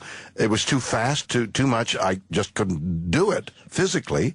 And I called the head of Bombardier, America's great airplane manufacturer, and called. I say, listen, can you help me? And the head of the company, Steve Rodolfi, says, I'll help you. And he lends me an airplane. He lends you an airplane. And I land in Toronto to pick up equipment and stuff, and he meets me at the airplane. He says, I would not have become an aeronautical engineer and thusly move up the company to become CEO of something or other there, if it hadn't been for you. Wow. Oh, man. Is that a wild That's thing? a good trade-off. Well, it's a great trade-off. Yeah. Of course, the Bombardier airplane is featured in the documentary, but what an extraordinary moment. But to be able to call the head of an airline, that to me is the greatest part. Like, I just called the head of the airline. It's fun to be you. But I had a Volkswagen, sort of an expensive Volkswagen, and the transmission fell out. And here's the payoff for them. So I called the guy that I bought. He says, well, I can't help you there. I said, well, this is ridiculous. This is an expensive car. And the transmission's just stopped. I'm going to call the head of the company. I call the head of North American Volkswagen. What's going on here? I bought an expensive car. He said, you're right. And they replaced the transmission free of charge. So you got on the phone. Did he know you were calling, or did you just go, hi, this is William Shatner? Well, I said no. It was a cold call. And and here is what I think. And this is for your audience. Yes. I think that anybody who's doing something that they're selling to the public is very conscious of the fact that they want their product to be well received by the public. And part of their job is to take a public complaint and to do something about it. So if you've got a real complaint, a legitimate complaint about something you've bought that should work and doesn't work, you have a reason to call, not only, first of all, the people who sold it to you, and then move up the line. It's only a phone call. I'm agree. calling to friggin' complain. I don't know for sure we're on satellite. We might have went back to regular radio. Right, exactly. About this product. Although it's a different effect if, like, say Sam, who is Sam, he's that zilch in the corner. Now, if he calls, is a little different than when you pick up the phone and there's an icon on the other end. You can recognize his voice. No, but then you could say, this is Sam, the zilch in the corner, right. that is complaining about your product, and you will get attention. Yeah, you're right. And also, I've written letters to Continental Airlines when I've had issues, and they have gotten back to me and fixed it, because if you take the time to do that, they think it's worth helping you.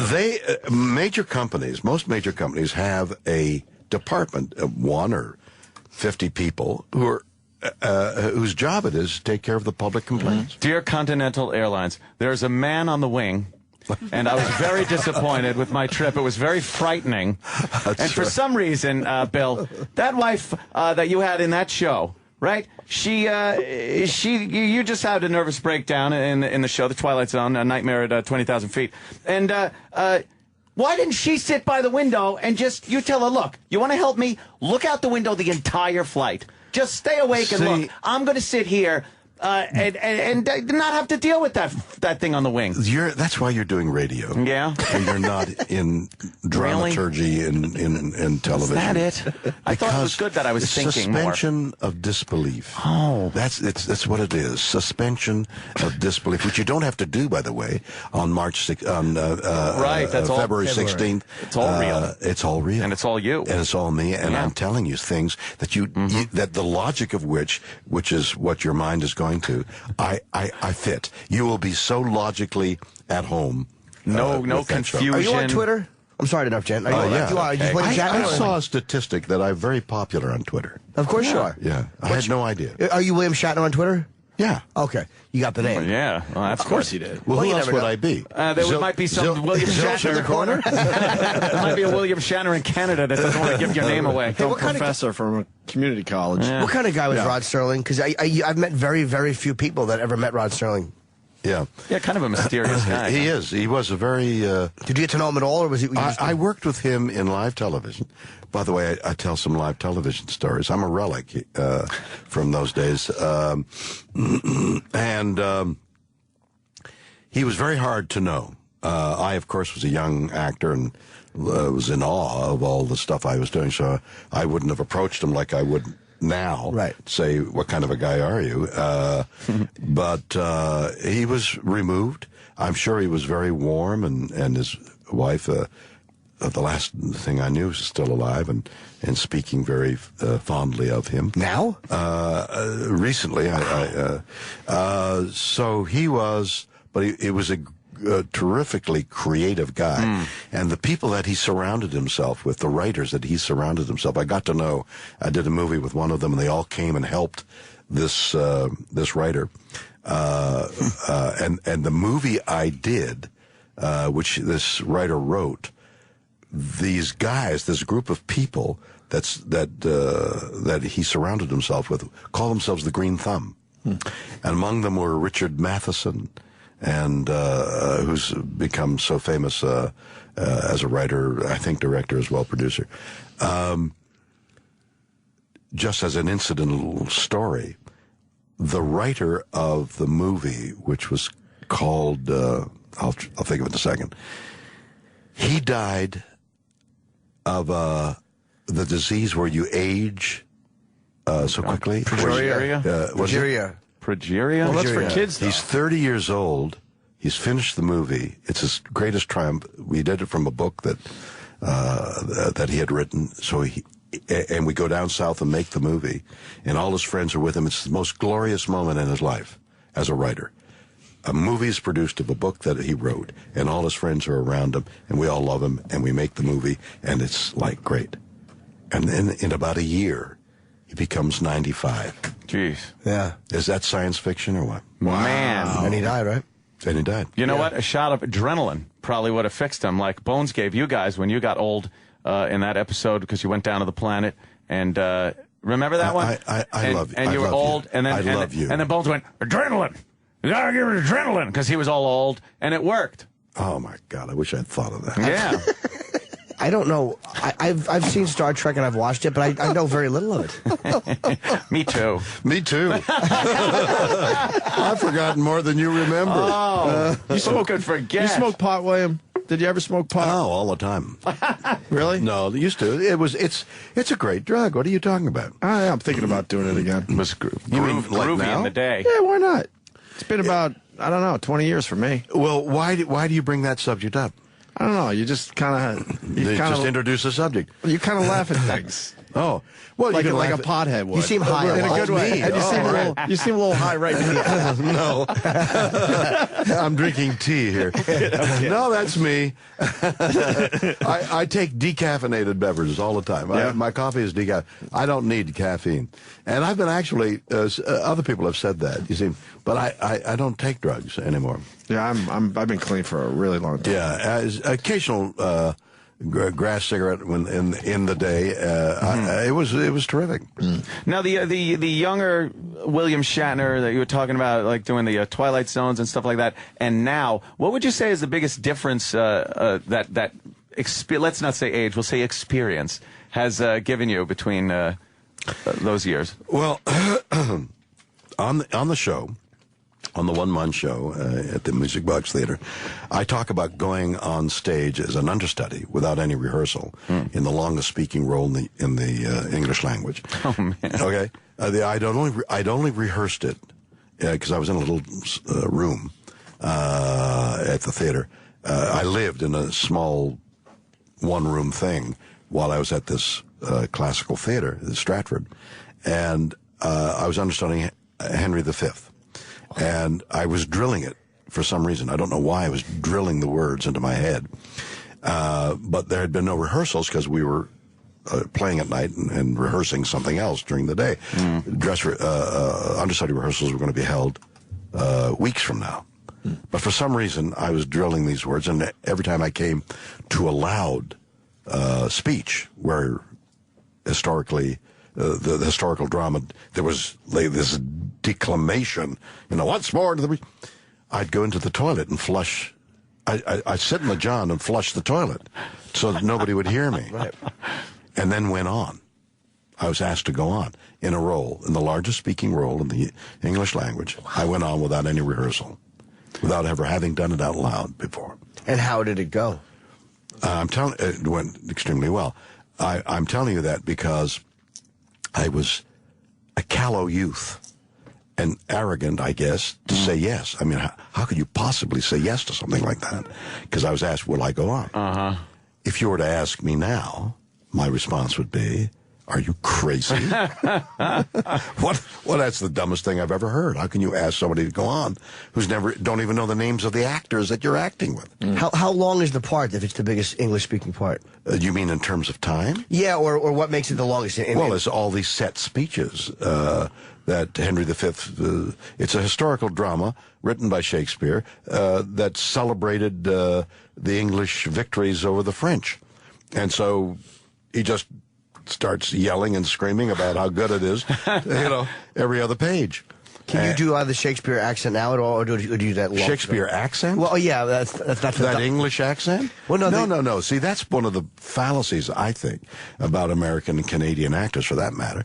You assume you've got to say sort of be English. You've got to do it. Why? I said accent incorrectly. I meant to say the dialect. I'm so glad you said accent. Gave you something to say. No, but you were very good too. You sounded British. But no, I meant the dialect, like the way he would come hither. They would talk very odd. Come hither. I'm really not making a good point. And he knows what I'm saying. He's watching me swing. I understand exactly what you're saying. Get the universal translator. The iambic. Like you spoke to the Gorn with. See, that's why I think he smokes pot. Filled with trivia. Listen.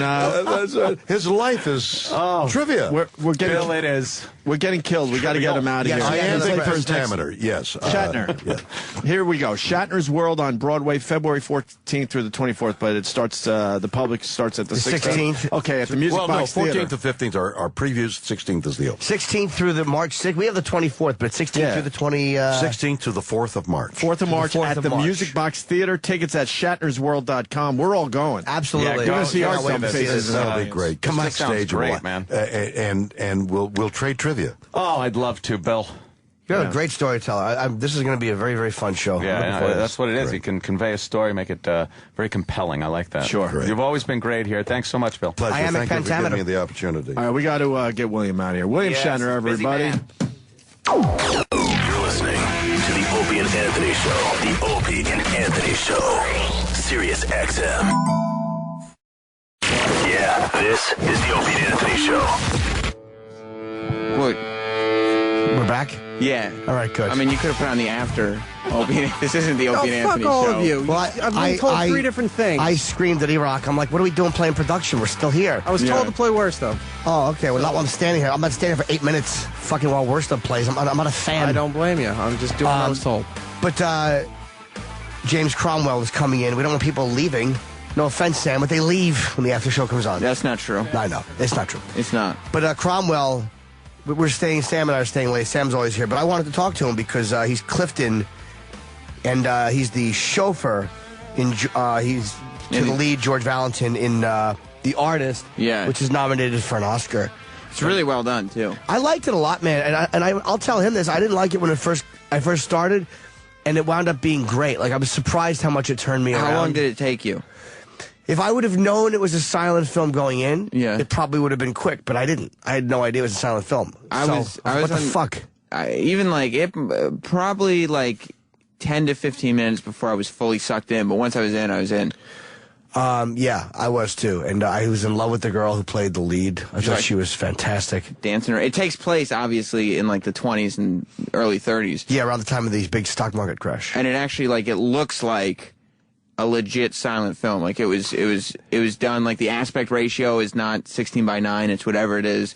And the shots are like, it's not like now the cuts, every movie is quick cut, quick cut, quick cut. Yeah. Like they're long. It looks like an older movie. Yeah. And they had one moment where they focused on something, and the way they would focus on it, like, there was a date, October 25th, on a poster, and they wanted you to focus on that. So the camera turns toward the poster, and it zooms in like a black circle. Yeah. So that's how they did it in those days. That was focus. The lead, though, is a French guy, Jean Dujardin. Yes, who was nominated. Yeah, it was disappointing because he won the Golden Globe for it. But it was disappointing because he can barely, he doesn't speak English well. And so he can't be an American star after this. Maybe not, but you can bet he's taking English classes. Yeah. And in his home country, The Artist will be his career will go, winning the American Oscar. I don't know what it means in France. By the way, Shatner was obviously awesome. I love Bill. He was fantastic as a guest. However, a lot of people on feedback were disappointed because they were expecting William Shatner. Because that's the pad data. At first it did, but it got changed. Wait, no. But at first he means the first 15 minutes of the interview. Well, wait a minute. Said, you turn on the Opie and Anthony channel, and it says, in studio, William Shatner. Well, what did he shitting? What dumbbell wrote that? Yeah, who do you think? How did you confuse Shatner? I didn't. There was a lot going on here. I typed Shatner, hit the button to... But you didn't type Shatner. What do you think? The computer showed you who's boss? I didn't. And then Mars went in to tell him the thing was... What did he say? It's not SH, it's CH? Yeah. But he told Mars that he didn't do it. Eric said, no, it wasn't me. Yeah, I'm not going to tell Mars that. Why wouldn't you? But he also said, why didn't Sam tell you that there was a typo? And I came walking out with the camera. I'm like, he didn't tell me. Oh, well, there's a typo. Yeah. And I said, okay. And I said, I'll go change it. I told him I didn't do it, but whatever. I can see Shatner would be understandable. But when you do Shatner, that really is 2 letters off. The T is right next to the R on the keyboard. And I was just watching the feedback over Opie's shoulder the entire time going, great interview with William Shatner. Who's William Shatner? What dummy wrote Shatner on the pad data? Everybody.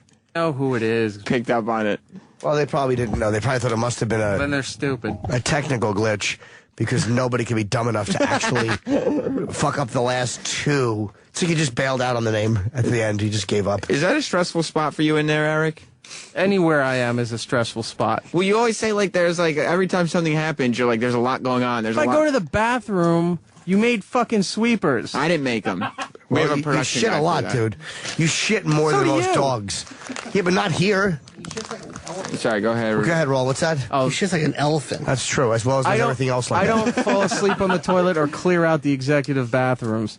Roland has fallen asleep while shitting in this building before. Wait, have you cleared out the executive bathroom? He went to the bathroom once upstairs, was taking a shit, someone walked in and screamed and went, oh my God, and ran out. Yeah, and then they shut down to reclean it all, to spray it down. Were you embarrassed? I was proud. Just trying to stay my life. He came and told everybody. I wish I had a little plaque.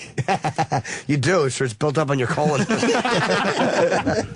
That's a horrible dump, Roland. So, Eric, what job would be less stressful? It seems like you get overstressed in there. No, it's anywhere I go, I'll get blamed for something. Or no, we're not blaming you for you're doing it. Yeah, stop acting like you're Marmaduke. You did it. You're doing things that we're saying you're doing this. Travis would have gotten blamed for it, but he didn't do it. That's true. You know what I mean? That is true.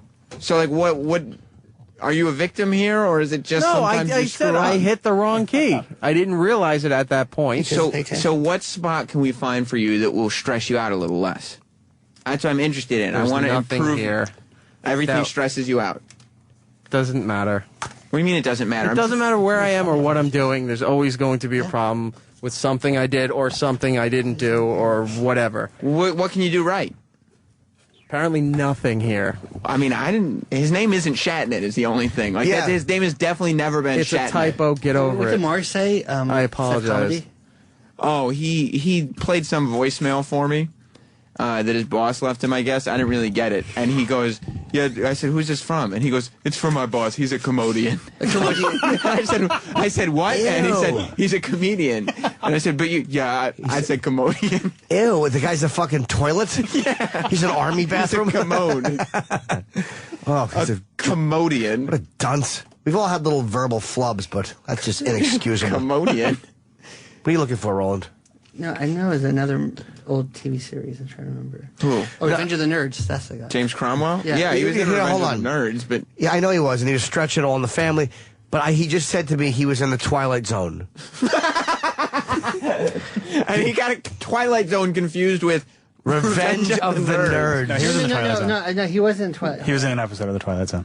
The original? Yes. Okay. Because for a second, it did... And MASH, too. Wait. Was he or was he not in an episode of the Twilight Zone? I was just looking at his IMDb, and yeah, he's coming in here. Just ask him. Hey, were you in an episode of the Twilight Zone? Because our buddy Roland here wasn't sure if it was We're just that asking or, everybody or randomly. Revenge of the Nerds. God damn it. So how was it being in a movie where no one talked? Go. Yeah. Didn't have to memorize any of that dialogue, huh? no, that would be the 1980s version of the Twilight Zone. Okay. Well, that's not nearly. Was Rod Serling dead? It wasn't Rod Serling, right? Yeah, I think he died before that, right? Sorry, I'm sniffling so think much. He definitely didn't write those episodes, though, or that movie or whatever it was. Oh, there goes that line of questioning. Yeah, Rod Serling died in 75. Fuck, we got nothing then. No. What did We he die got of? nothing. He was Jack Bauer's dad. Who was? James Cromwell.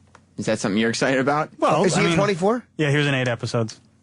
He's been in everything. He was on 6 Feet Under. I know, it was amazing going through everything he's been in. He was in MASH. He was in Maude. He was in All in the Family. He was in fucking The White Shadow, I think. Like every sitcom, every big show in the 70s, he did something on. You know, he won an Academy Award for Babe.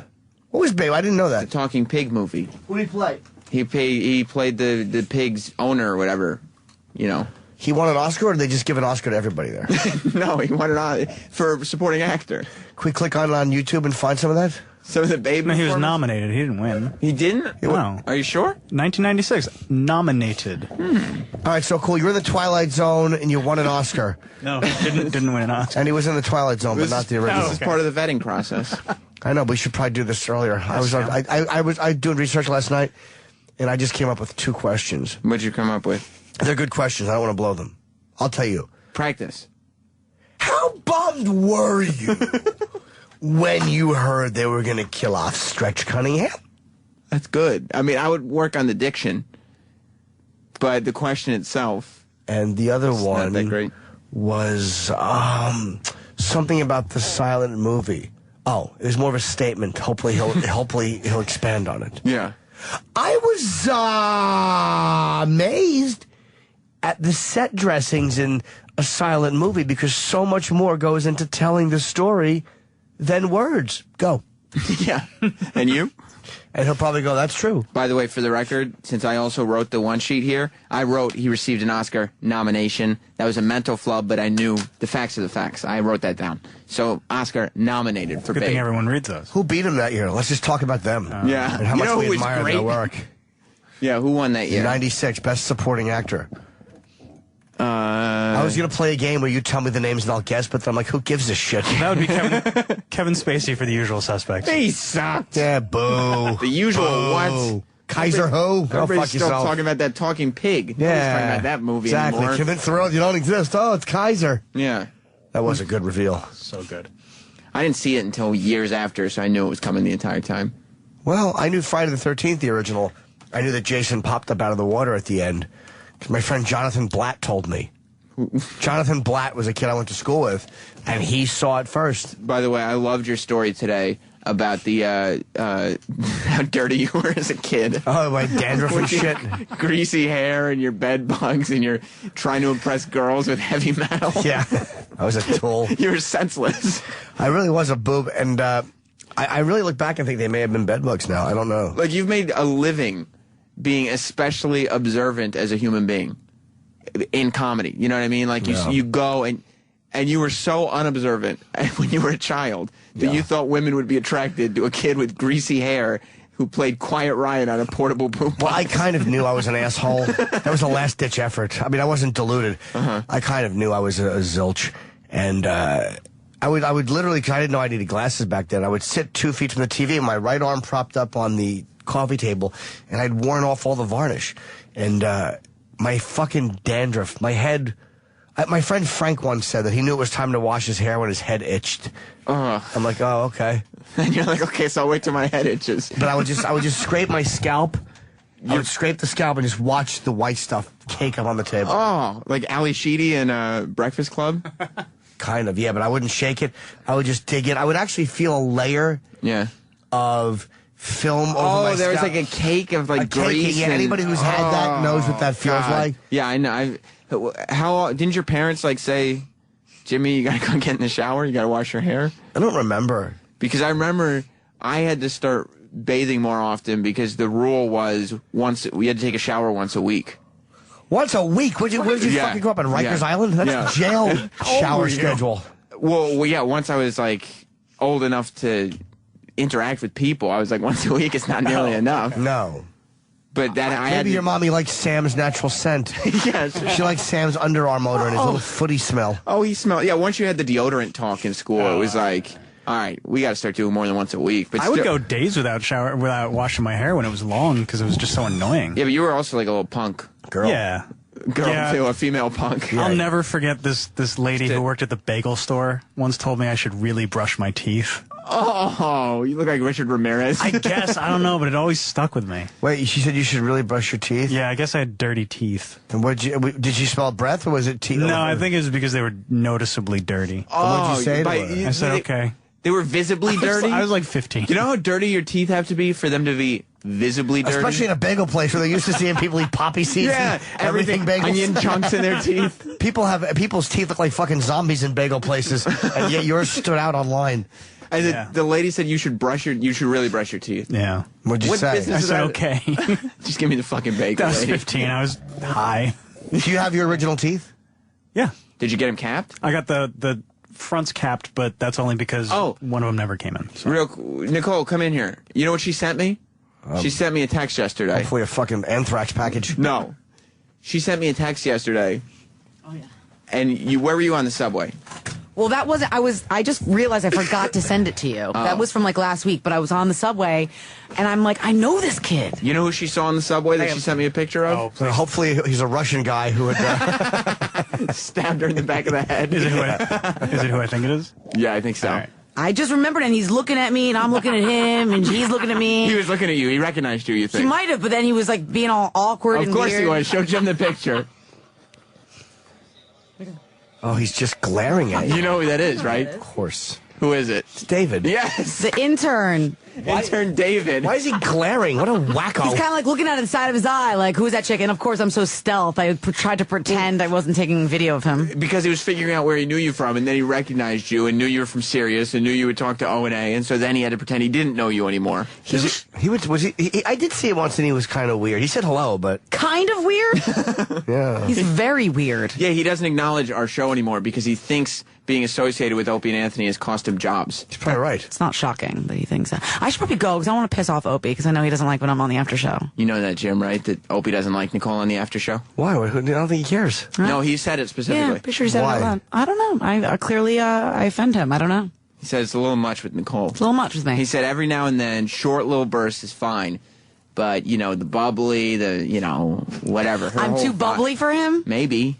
I think Sam really needs to take the bull by the horns and run the after show as he sees fit. You it's think your so? show, dude. Well, it's hard to do my show when his name is on the wall and on the mic flags and everywhere else. But you're not doing the Opie. The Opie and Anthony show is itself. Plus, his name is also in the title of my show. It's after Opie and Anthony Live.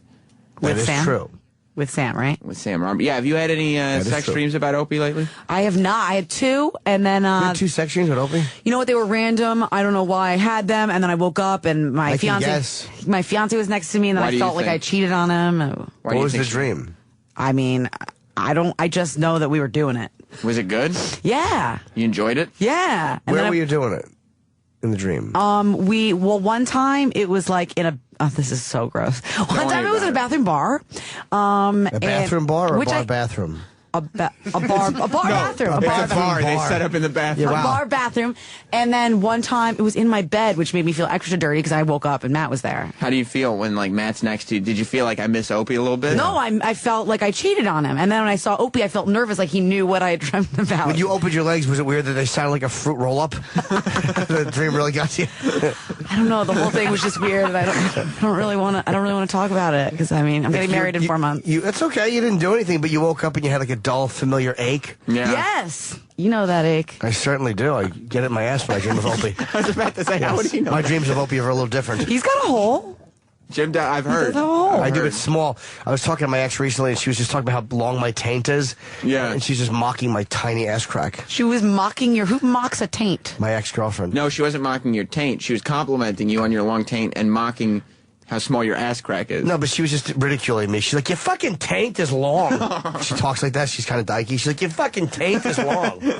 How does she... Was she, like, inspecting you down there? She couldn't... She, believe me, spent enough time down there to know every nook and cranny. Yeah. She was trying to put a strap on in. Believe me, she knows the landscape. I don't think I give enough attention to the taint now that I'm thinking about it. Well, that's probably why you're dreaming of Opie, because he talks about his taint, and you're like, maybe I should be paying attention to my boyfriend's taint. Yeah, I like it. Get in there. Lick it. Yeah. All right, I'll try that. Thanks. Our guest is here. Thank you, Nicole. Okay, Yeah. good day. Enough of this talk. Yes.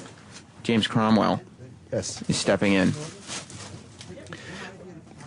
I wonder what I'm going to call him. That's good. Come on in. Hello. Welcome to the show. We're on live. Hey, Jamie. Jim. Yeah. Jim Norton, Sam. Welcome. Hi. You can put the headphones on. The camera on. Yeah. We're on the air. Your real name is Jamie, or cause there's some that you've worked. My real name is Jamie. Okay. Some people call me. It's James, but. Oh, Jamie. I think my father is talking to me. Oh, it's very official. Why'd you go with James for SAG reasons? No, because that was my real name. It's on the birth certificate. Jamie is just because I like it. You just prefer it. Yeah. Okay. James is the more professional sounding name. James sounds very formal.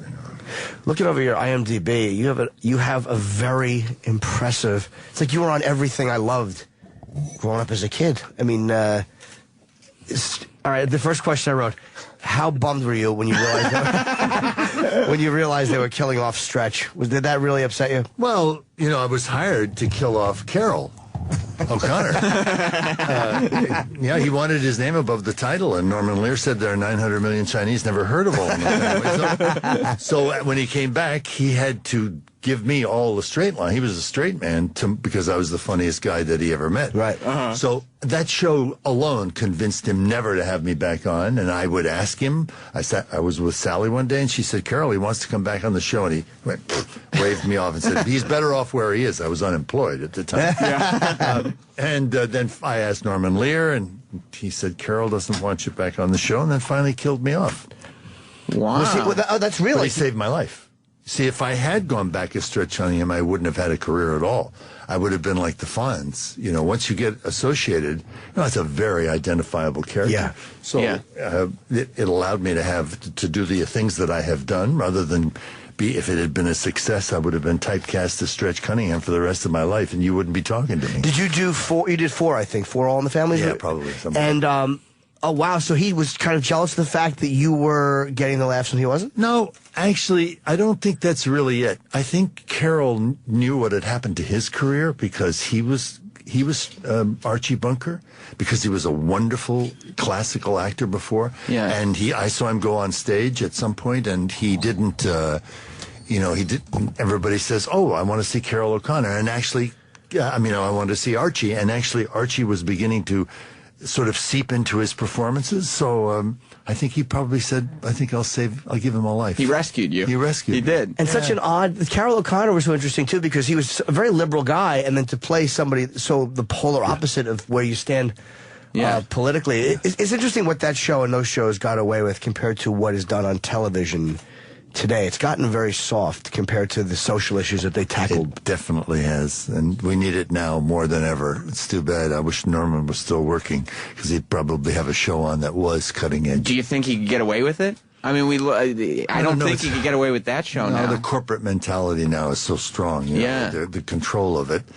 And I don't think people are really, it would so stick out because we in our corporate media, you don't get much of an education to know how to contextualize some show like that, and they would think they're freakish or, they're lefties and commies and socialists and whatever the hell else they call them. Yeah.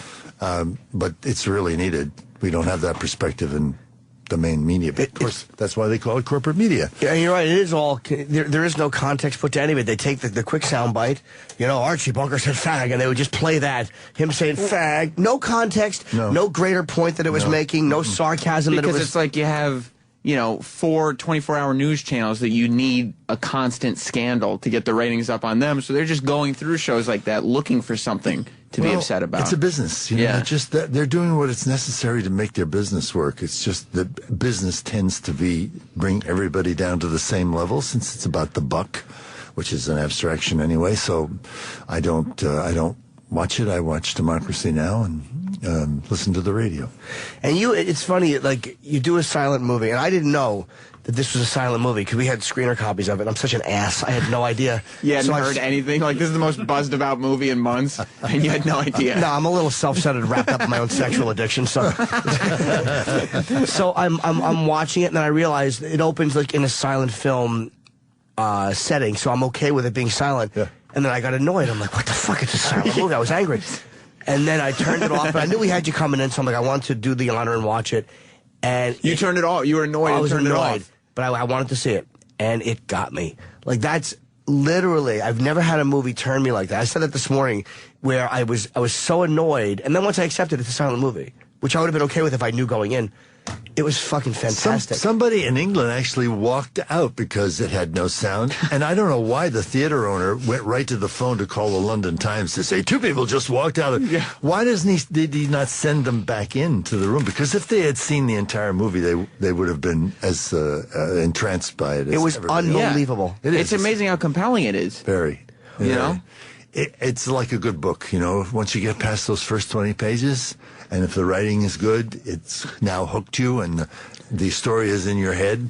So yeah, because it takes about 10 to 15 minutes to get a sense of what the story is. And then once the kind of hook comes in, what's going on with, talking pictures and silent movies, and once that's there. You also have a prejudice about, you think it's silent and black and white, couldn't be good. Right. Obviously, it's, and then the other part is, will I be able to make sense of the story? So you feel your own inadequacies. Because you're never asked in a regular film to participate in any way. The story is handed to you, and this one you have to engage in. It's the same psychology of people who don't want to read subtitles. It's like, well, if you just read them, you'd probably enjoy the movie. The film. You know what I mean? It's funny to see Malcolm McDowell. Yeah.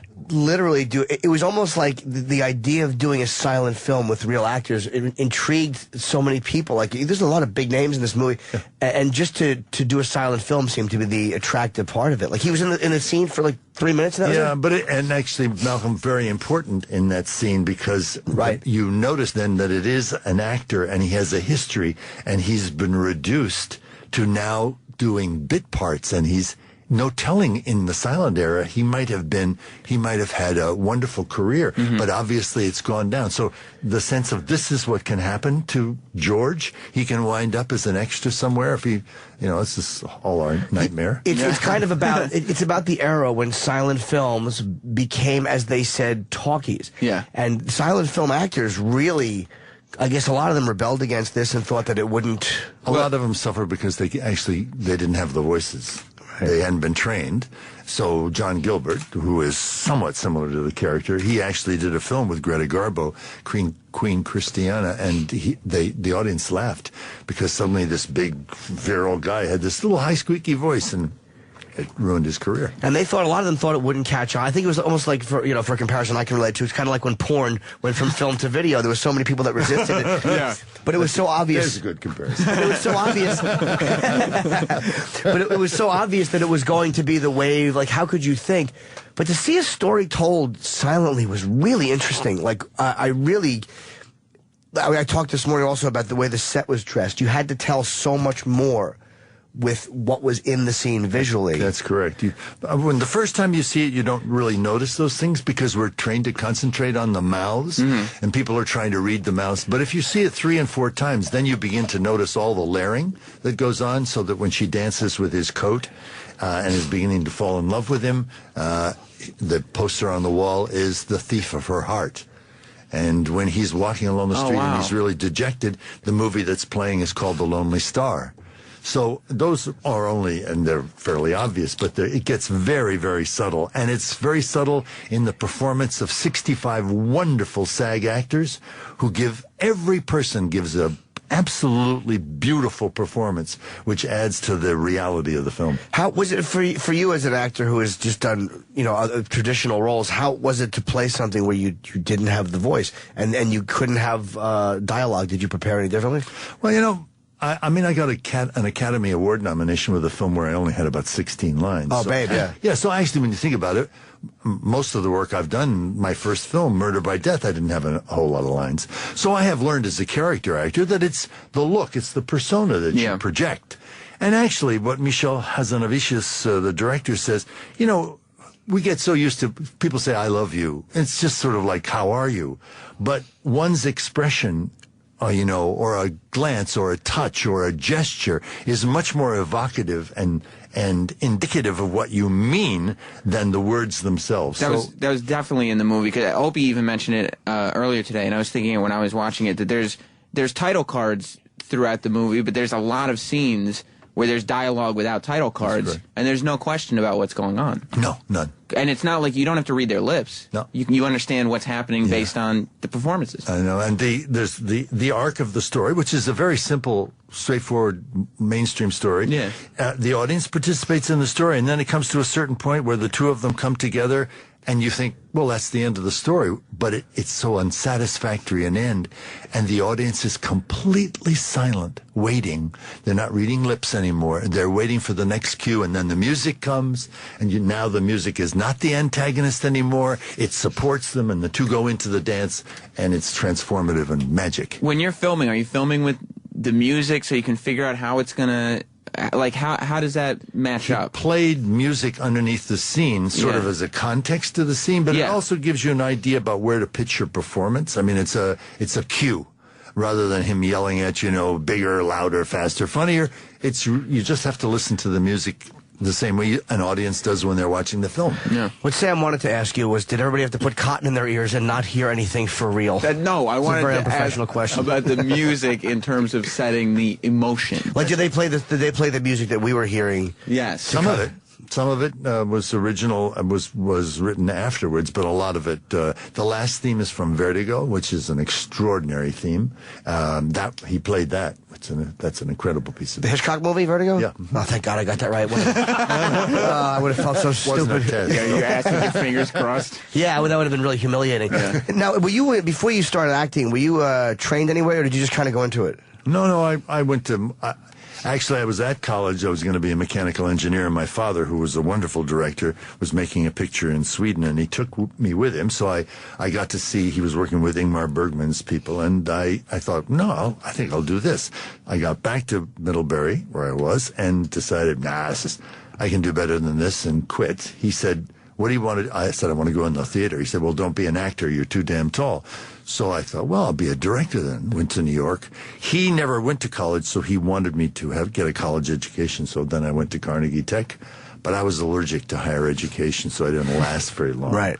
And then I started in the resident theater and did that for 10 years before I finally ran out of steam and hitchhiked around the world and wound up back in California. I thought, well, I'll do this. I was going to be a probation officer.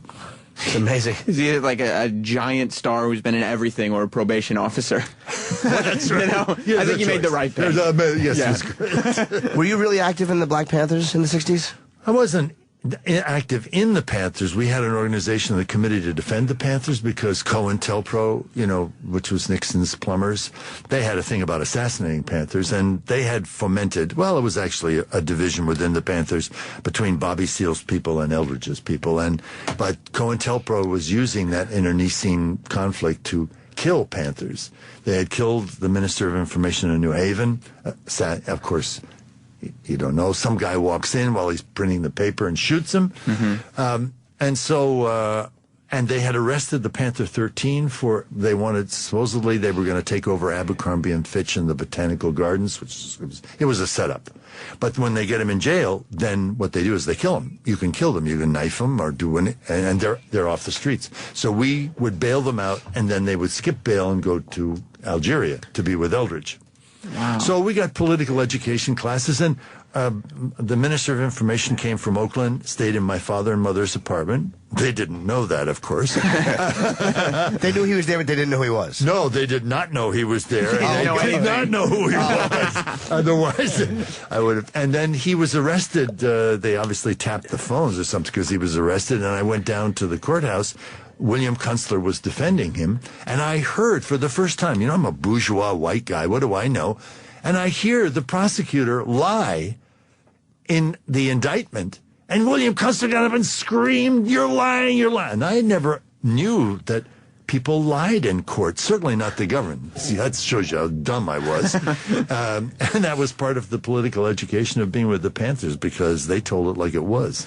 Let me ask you, now, the movements back then, radical 60s movements, or what's considered radical, and then you look at, like, the Occupy movement now. Oh, they're wonderful. They bless their hearts. They're great. I had mixed feelings about them. I loved and hated them at the same time. I loved originally what they were doing. Yeah. And then they kind of annoy me, just kind of protesting anybody with money. And, like, Michael Moore's there, and they give him a pass. But I did like when they were... You give Michael Moore a pass. Why wouldn't you give Michael Moore a pass? I don't mind Michael Moore, but to stand there and scream about people with money, and you have money... No, it's not the same thing.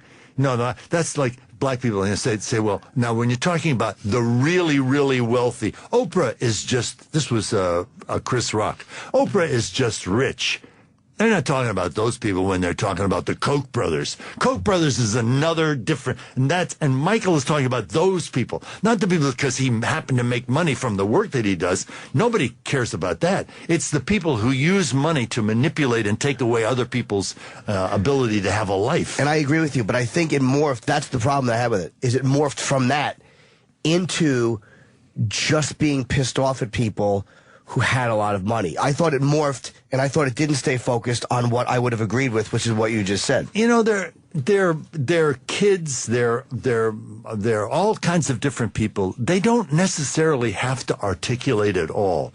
It's the beginning of a movement. It's the movement that was in Network when he says, I'm mad as hell and I'm not going to take it anymore. Now, it has to go from there into community organizing. It has to develop a program. It has to find a way to integrate or actually supersede the system that we have, which is obviously not working. Our elections are bought. We have the best government that money can buy. The wealthy, the 1% is controlling the whole thing. Every system is failing. The 99% know that something is out of whack. There are people to fix this. No one asked Noam Chomsky to give his opinion about how you might fix it. So they're out on the street, which is where they should be. Listen, in the 60s, what we did, we polarized people because it was black and white. We were the good guys, pigs were the bad guys. It doesn't work. You can't do that. Mm-hmm. It's all shades of gray. We got to learn to communicate with each other because the people who are against us in the Tea Party, they got needs too. They're hurting.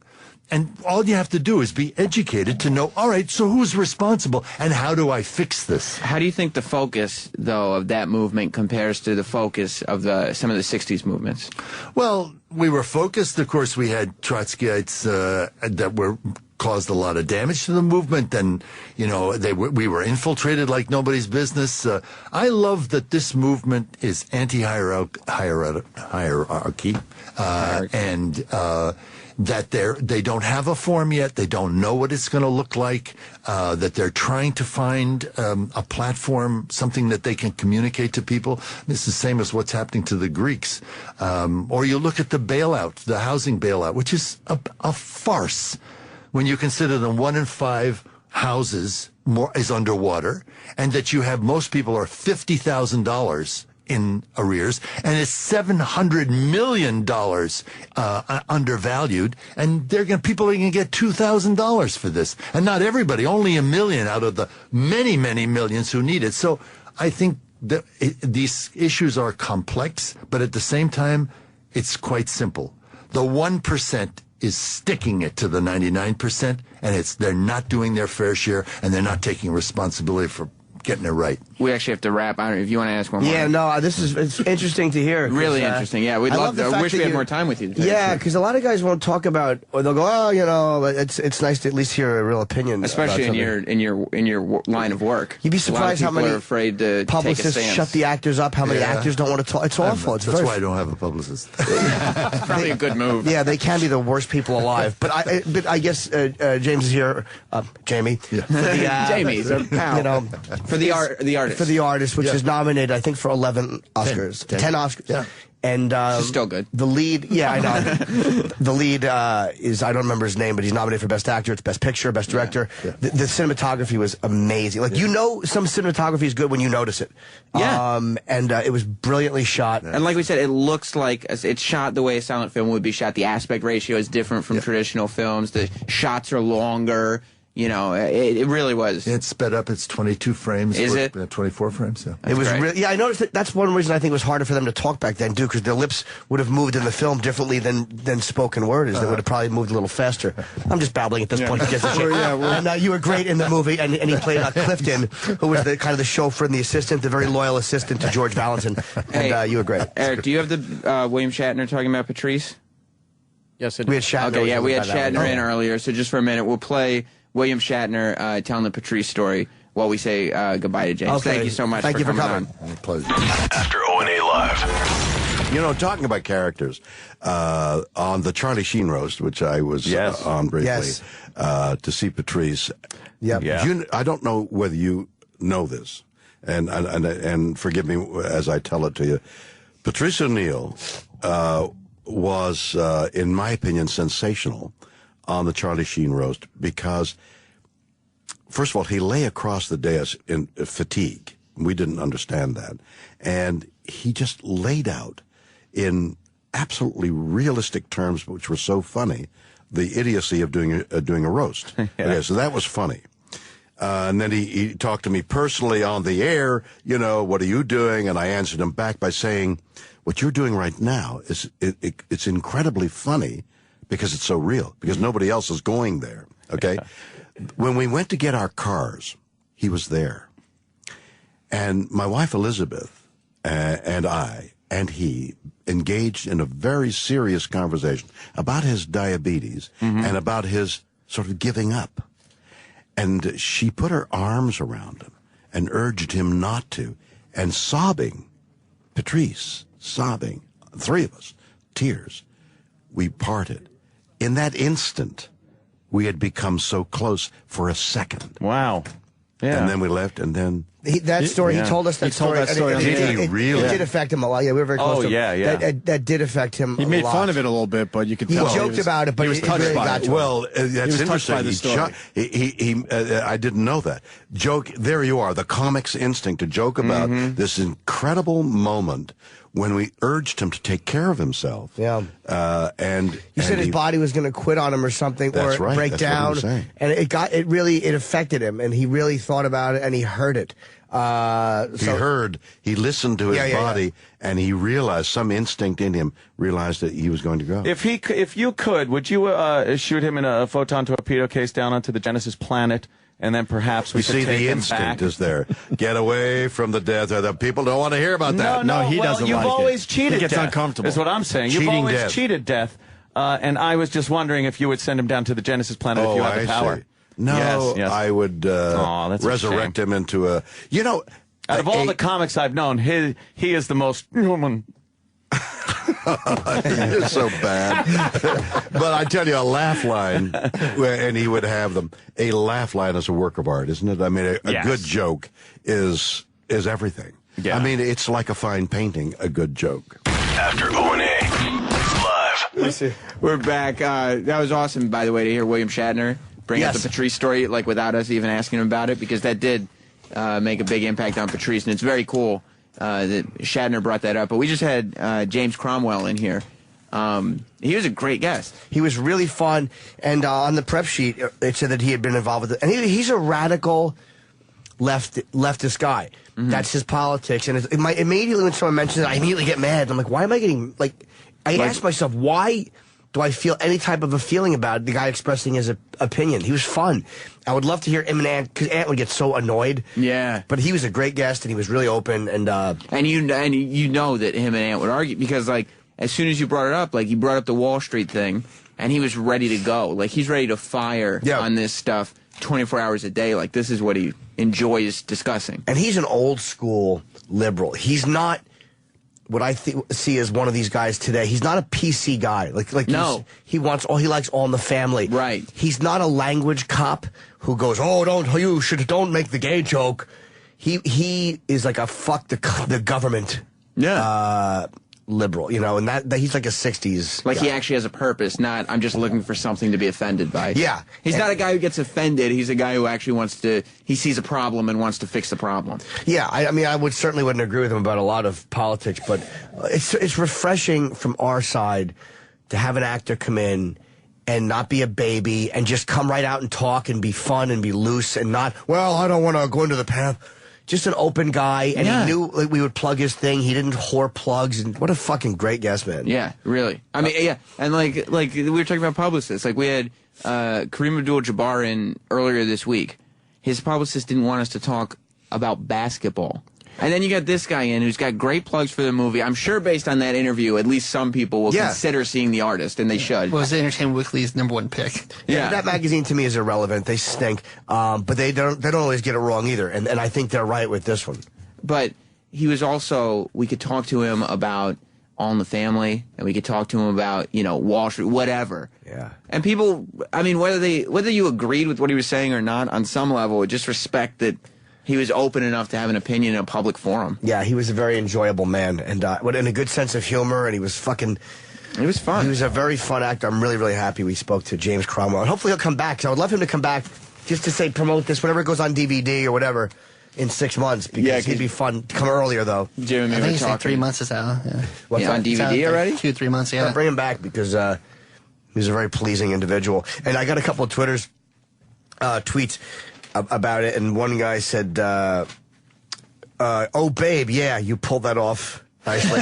I did just kind of phonily go, oh, babe, yeah, like I just... Like we hadn't discussed in depth all these facts before he came in. And I want to mention the fact that I'll be in Atlanta Saturday, February 16th through 18th, and then week after that, Fort Lauderdale, week after that, Rochester, and then March 29th through April 1, Caroline's here in New York. It's exciting. And Patrice's, well, it's going to be depressing if it's not full. Patrice's CD is on sale.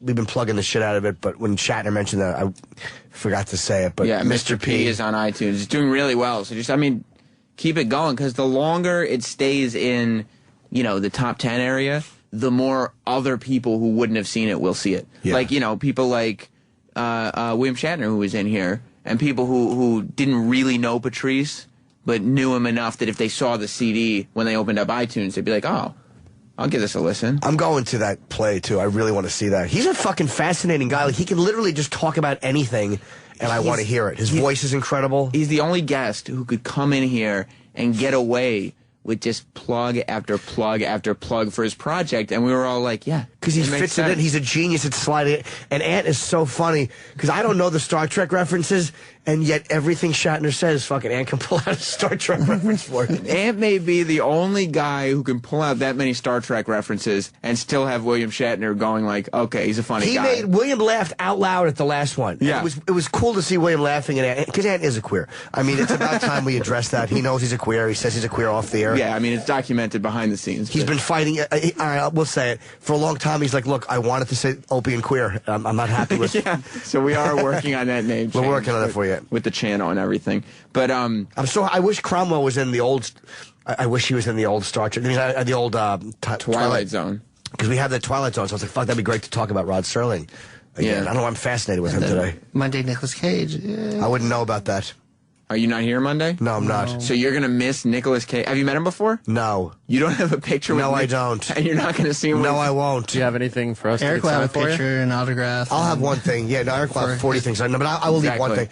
But just slide yours in next to Eric and his nephews and his sisters. Yeah, this is for my. This is for the guy who raped my cousin. It's the guy who molested. No, I can't do because I'll be talking to Jenny from the block. J-Lo. Yeah, I'm doing Leno on Monday with J-Lo. But I would still rather be here. I would literally, not that I don't want to do Leno, but I would rather be here for Nick Cage. Because you met J-Lo before. I met J-Lo a bunch of times. Like, she's old hat to the kid. Right. You got the picture. Yes! You don't have the Nick Cage picture. No! The Coppola. Well, I'm sure Nick Cage will be back in a bunch of times. See, I disagree. You do? But I'm doing the Grammys for the Tonight Show on that's cool. Sunday. I'm on the red carpet. So you meet a lot of people at the Grammys, I would hope. How do people at the red carpet stop for the Tonight Show? I don't know. It's very. I have to get my credentials when I land, and there's only going to be myself, Jim Wise, who's a writer and producer of the bit, camera and sound. There's very. So I don't know. We usually would have somebody go out there on the red carpet and bring people over. Hopefully the publicist will bring them. Yeah. But when they're running through to just go into an award show, it's fucking hard, man. I'm sure we'll get a lot of people. I don't know if you've ever done it for Sirius, but Roland has come with me to more than one red carpet. And when we're there, I mean, they don't give us the time of day. The caliber of people we get, I might as well be talking to the interns. We'll get for Leno, you'll get people. Yeah. But you don't get sometimes people you think you would. And I guess I'm like, it's Leno. Part of it is they don't want to be goofed on. Like, they don't know what the bit is. They just know it's the Tonight Show, so they automatically know that the Tonight Show can shit on you. So a lot of them are afraid to come over because they don't know where the bit's going to go. It's weird, though. Kimmel does that with Guillermo. But that's that so protected thing that, because like the Tonight Show never... They're not going to be terrible to you. They never skewer anybody to the point that it's a career ender. Right. You know what I mean? But that's the same people who won't be like James Cromwell when they come in here, who won't, actually tell us how they feel because they don't want to polarize anyone. Yeah. I hope people enjoyed him. I really enjoyed him. Like, I wish he had like 45 minutes to hang out. I thought he was great. I mean, I don't see, like, people on feedback, they go back and forth, but one guy says he's a fucking communist, which is just... But he's not a communist, but he's one of those radical 60s leftist guys. That's what, yes, he is. You go, okay, he's got a different opinion than me. Let me just listen to this guy and see if he's entertaining. Yeah. Is he an interesting guy to listen to? Yes. I thought good so. enough, Yeah, as opposed to Roland, who's just looking at a pen. Roland's actually fallen asleep while I've been talking to him on the air. I don't know if that's a reflection of him or me. May just be that I'm not an interesting guy. I do all the time. Roland's narcoleptic. You didn't see the movie? No. Roland would never prayer of staying awake in that movie, and that's no reflection of the movie. He fell asleep during McCartney's sound check, and that was loud. Yeah. Did you really? Yeah. It's McCartney. Well, it's soothing music. Was it Bruce? You excited about the Bruce show? If I get tickets. If I get tickets. I bet you'll get tickets. I'll bet they'll do something for Roland. I think so, too. Nah, I don't know. You have your doubts, huh? Yes. You think it's going to be a good show? It's a full E Street Band show with a full brass section. He looked at me like, yeah. What are you, a fucking idiot? I'm annoyed that I'm not going to be able to go, I don't think. I have 2 tickets that are going to go to waste. What are you going to just throw them out? Nah, I'll probably give them to some friends. Gotcha. They're mine. Can I go? What's that? Can I go? All right, great. Can I go with him? Sam, you want to go? Yeah, can I go with you? Sure. Nice. Well, I'll follow you and rape you guys. It always goes back to rape. I will videotape it, post it on YouTube myself. Yeah. Yeah, I want to see. I would love to. I'm not a huge Springsteen fan, but I respect him enough to go see him at the fucking Apollo. Yeah, you're gonna be out of town though. It's March 9th, and I think I will be. Because I'm doing so many gigs now for this special, which may or may not happen. Why the special may or may not happen? It's just an abomination dealing with 2 different networks. Oh, wait a minute. Oh, what's going on? It's not March 9th, is it? Yeah. Oh, I am here. Oh, can me and Eric still have your tickets? No. Oh. No, I am That's here. unfortunate. I was supposed to be in Toledo. I'll give you a reach around. I would like that anyway. Yeah. I'm supposed to be in Toledo, but I canceled that. Yeah, people were calling in asking why you canceled. Yeah, I'll tell you why I canceled it. It wasn't to be a dick. I know it's not immediately in Cleveland, but it's close enough to Cleveland where if I'm going there to shoot a special, I don't want to be within fucking 5 hours of Cleveland before I shoot. It's a major TV shoot for me. It's a major fucking special. Where are you shooting the special? It's at a theater in Cleveland. We're not, it's one of 2 places. And I will rebook Toledo. I have every intention of doing it, but I would rather do it after I shoot this special. Because I don't know the date of the special shooting yet. There's so many fucking different factors going into it. It's been very hard to coordinate. You haven't mentioned the networks. No, not yet, because I don't even know if how it's gonna finally come together. Why are you dealing with 2? I don't understand. One will air it, and then the next one will air it, because we're doing it through a production company. Gotcha. Okay. Which means there's a lot more money involved, but it means there's 2 different groups to appease and deal with and schedules. So I may have to make it closer. If I had Toledo 3 months out, I would have been happy, or 4 months out. But literally the month before, it takes away the specialness. Yeah, or the fact that it's an event where people have heard the material. Maybe I can't do that. Yeah, and it's like 2 hours or 2.5 hours from Cleveland. People go, it's 2.5 hours. But everybody coming is not directly from Toledo going to Cleveland. There are people that are in the middle that will drive an hour and 10 minutes to see a show. Or those are the ones I'm worried about. A 2.5 hour drive is not like an exceptional, like, what? 2.5 hours in a car? Yeah, people would do that to see a shoot. I don't think too many comedy specials are shot in Cleveland. It's been an amazing market, and I want to go back to Ohio and do it. How come you chose Cleveland? It's been a good market for me, and it's been 2 years since I've been there. Yeah. It's another. I was in fucking Columbus, but I haven't been in Cleveland in 2 years. When did you shoot your last special? How long? 2007. Wow. But I did Down and Dirty in 2008. Oh, okay. So you're doing. Yeah, and then I've had so many. I've been writing for so many Leno specials. Whatever. I'm babbling. I'm sorry. I'm just tired. All right, guys. I'll see you tomorrow. All right. Thanks for sticking around. Yeah. Roland. You want me to deliver? Can you tell Jimmy I want to ask him one question before he goes? Oh, Eric wants to ask you a private question before he Not goes. a private question. Well, what do you want to ask him? Go ahead, man. While you're doing, You're still fat. Yeah. And you're still not going to Bruce. What do you say? Jimmy, while you're doing the Grammys, you're going to do some interviews that you may not be able to get a photo with that person. Do you ask for like the screen caps or something from the Tonight Show? Yeah. With those people? It's funny. Ken, the sound guy, has taken my picture a few times. But Roland thinks it was a boring question. I know, No, Roland he's just probably was not awake. But I got so many of the ESPN guys. I asked them, could they screen cap for me, and they did. They're not as good as a photo. The screen caps are a little dark. But if that's the only shot you got, it's good enough. Yeah, that's. And what at the you're gonna Grammys for Leno, I can't be going. Could you snap a photo? Even if it was Madonna, I would get her on camera and speak to her and just get a screen cap. It's like I can't be a dick. Do you videotape it for your family, like some people? Messages. Oh no! Why did I say that? Roll it right back at you, motherfucker. Yeah, I'm going to the event I want to go to, though. Ooh. What event? The Nathan's Hot Dog? No, which event is that, sweetie? I'm going to WrestleMania. Boo. Yeah. Well, Okay. Not boo. It's awesome. Yeah, but you bought tickets. It's not like it's a big privilege. Someone's getting a mini speaker today. Ooh. It plugs into your computer.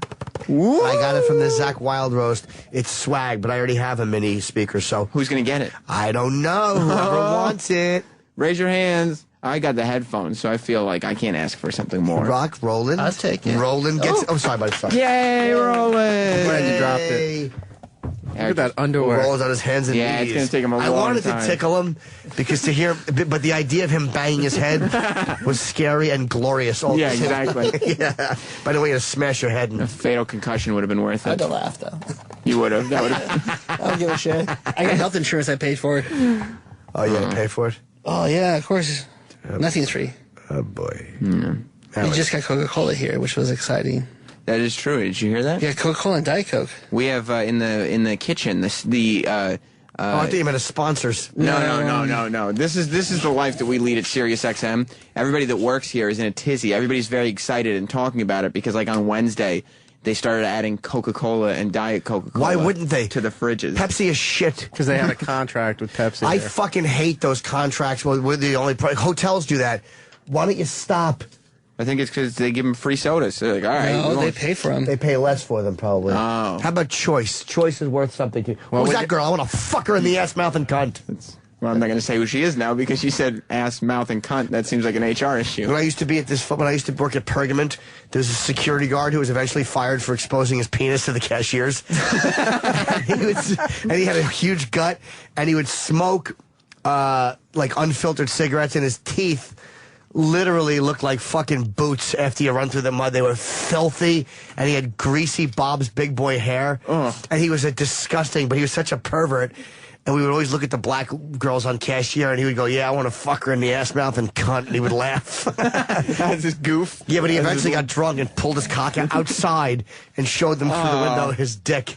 What an ass. Yeah, and they fired him because customers were looking at it and everything. Of course they should fire him. I loved him. While the store was open and everything? Oh, God, they were online. And this one sexy black cashier who would kind of flirt with you, he would always go, I want to fuck her in the ass, mouth, and cunt. But he would say it angrily, and that was the one he showed his cock to. He goes outside through the window. He was smoking outside in unfiltered Pall Mall.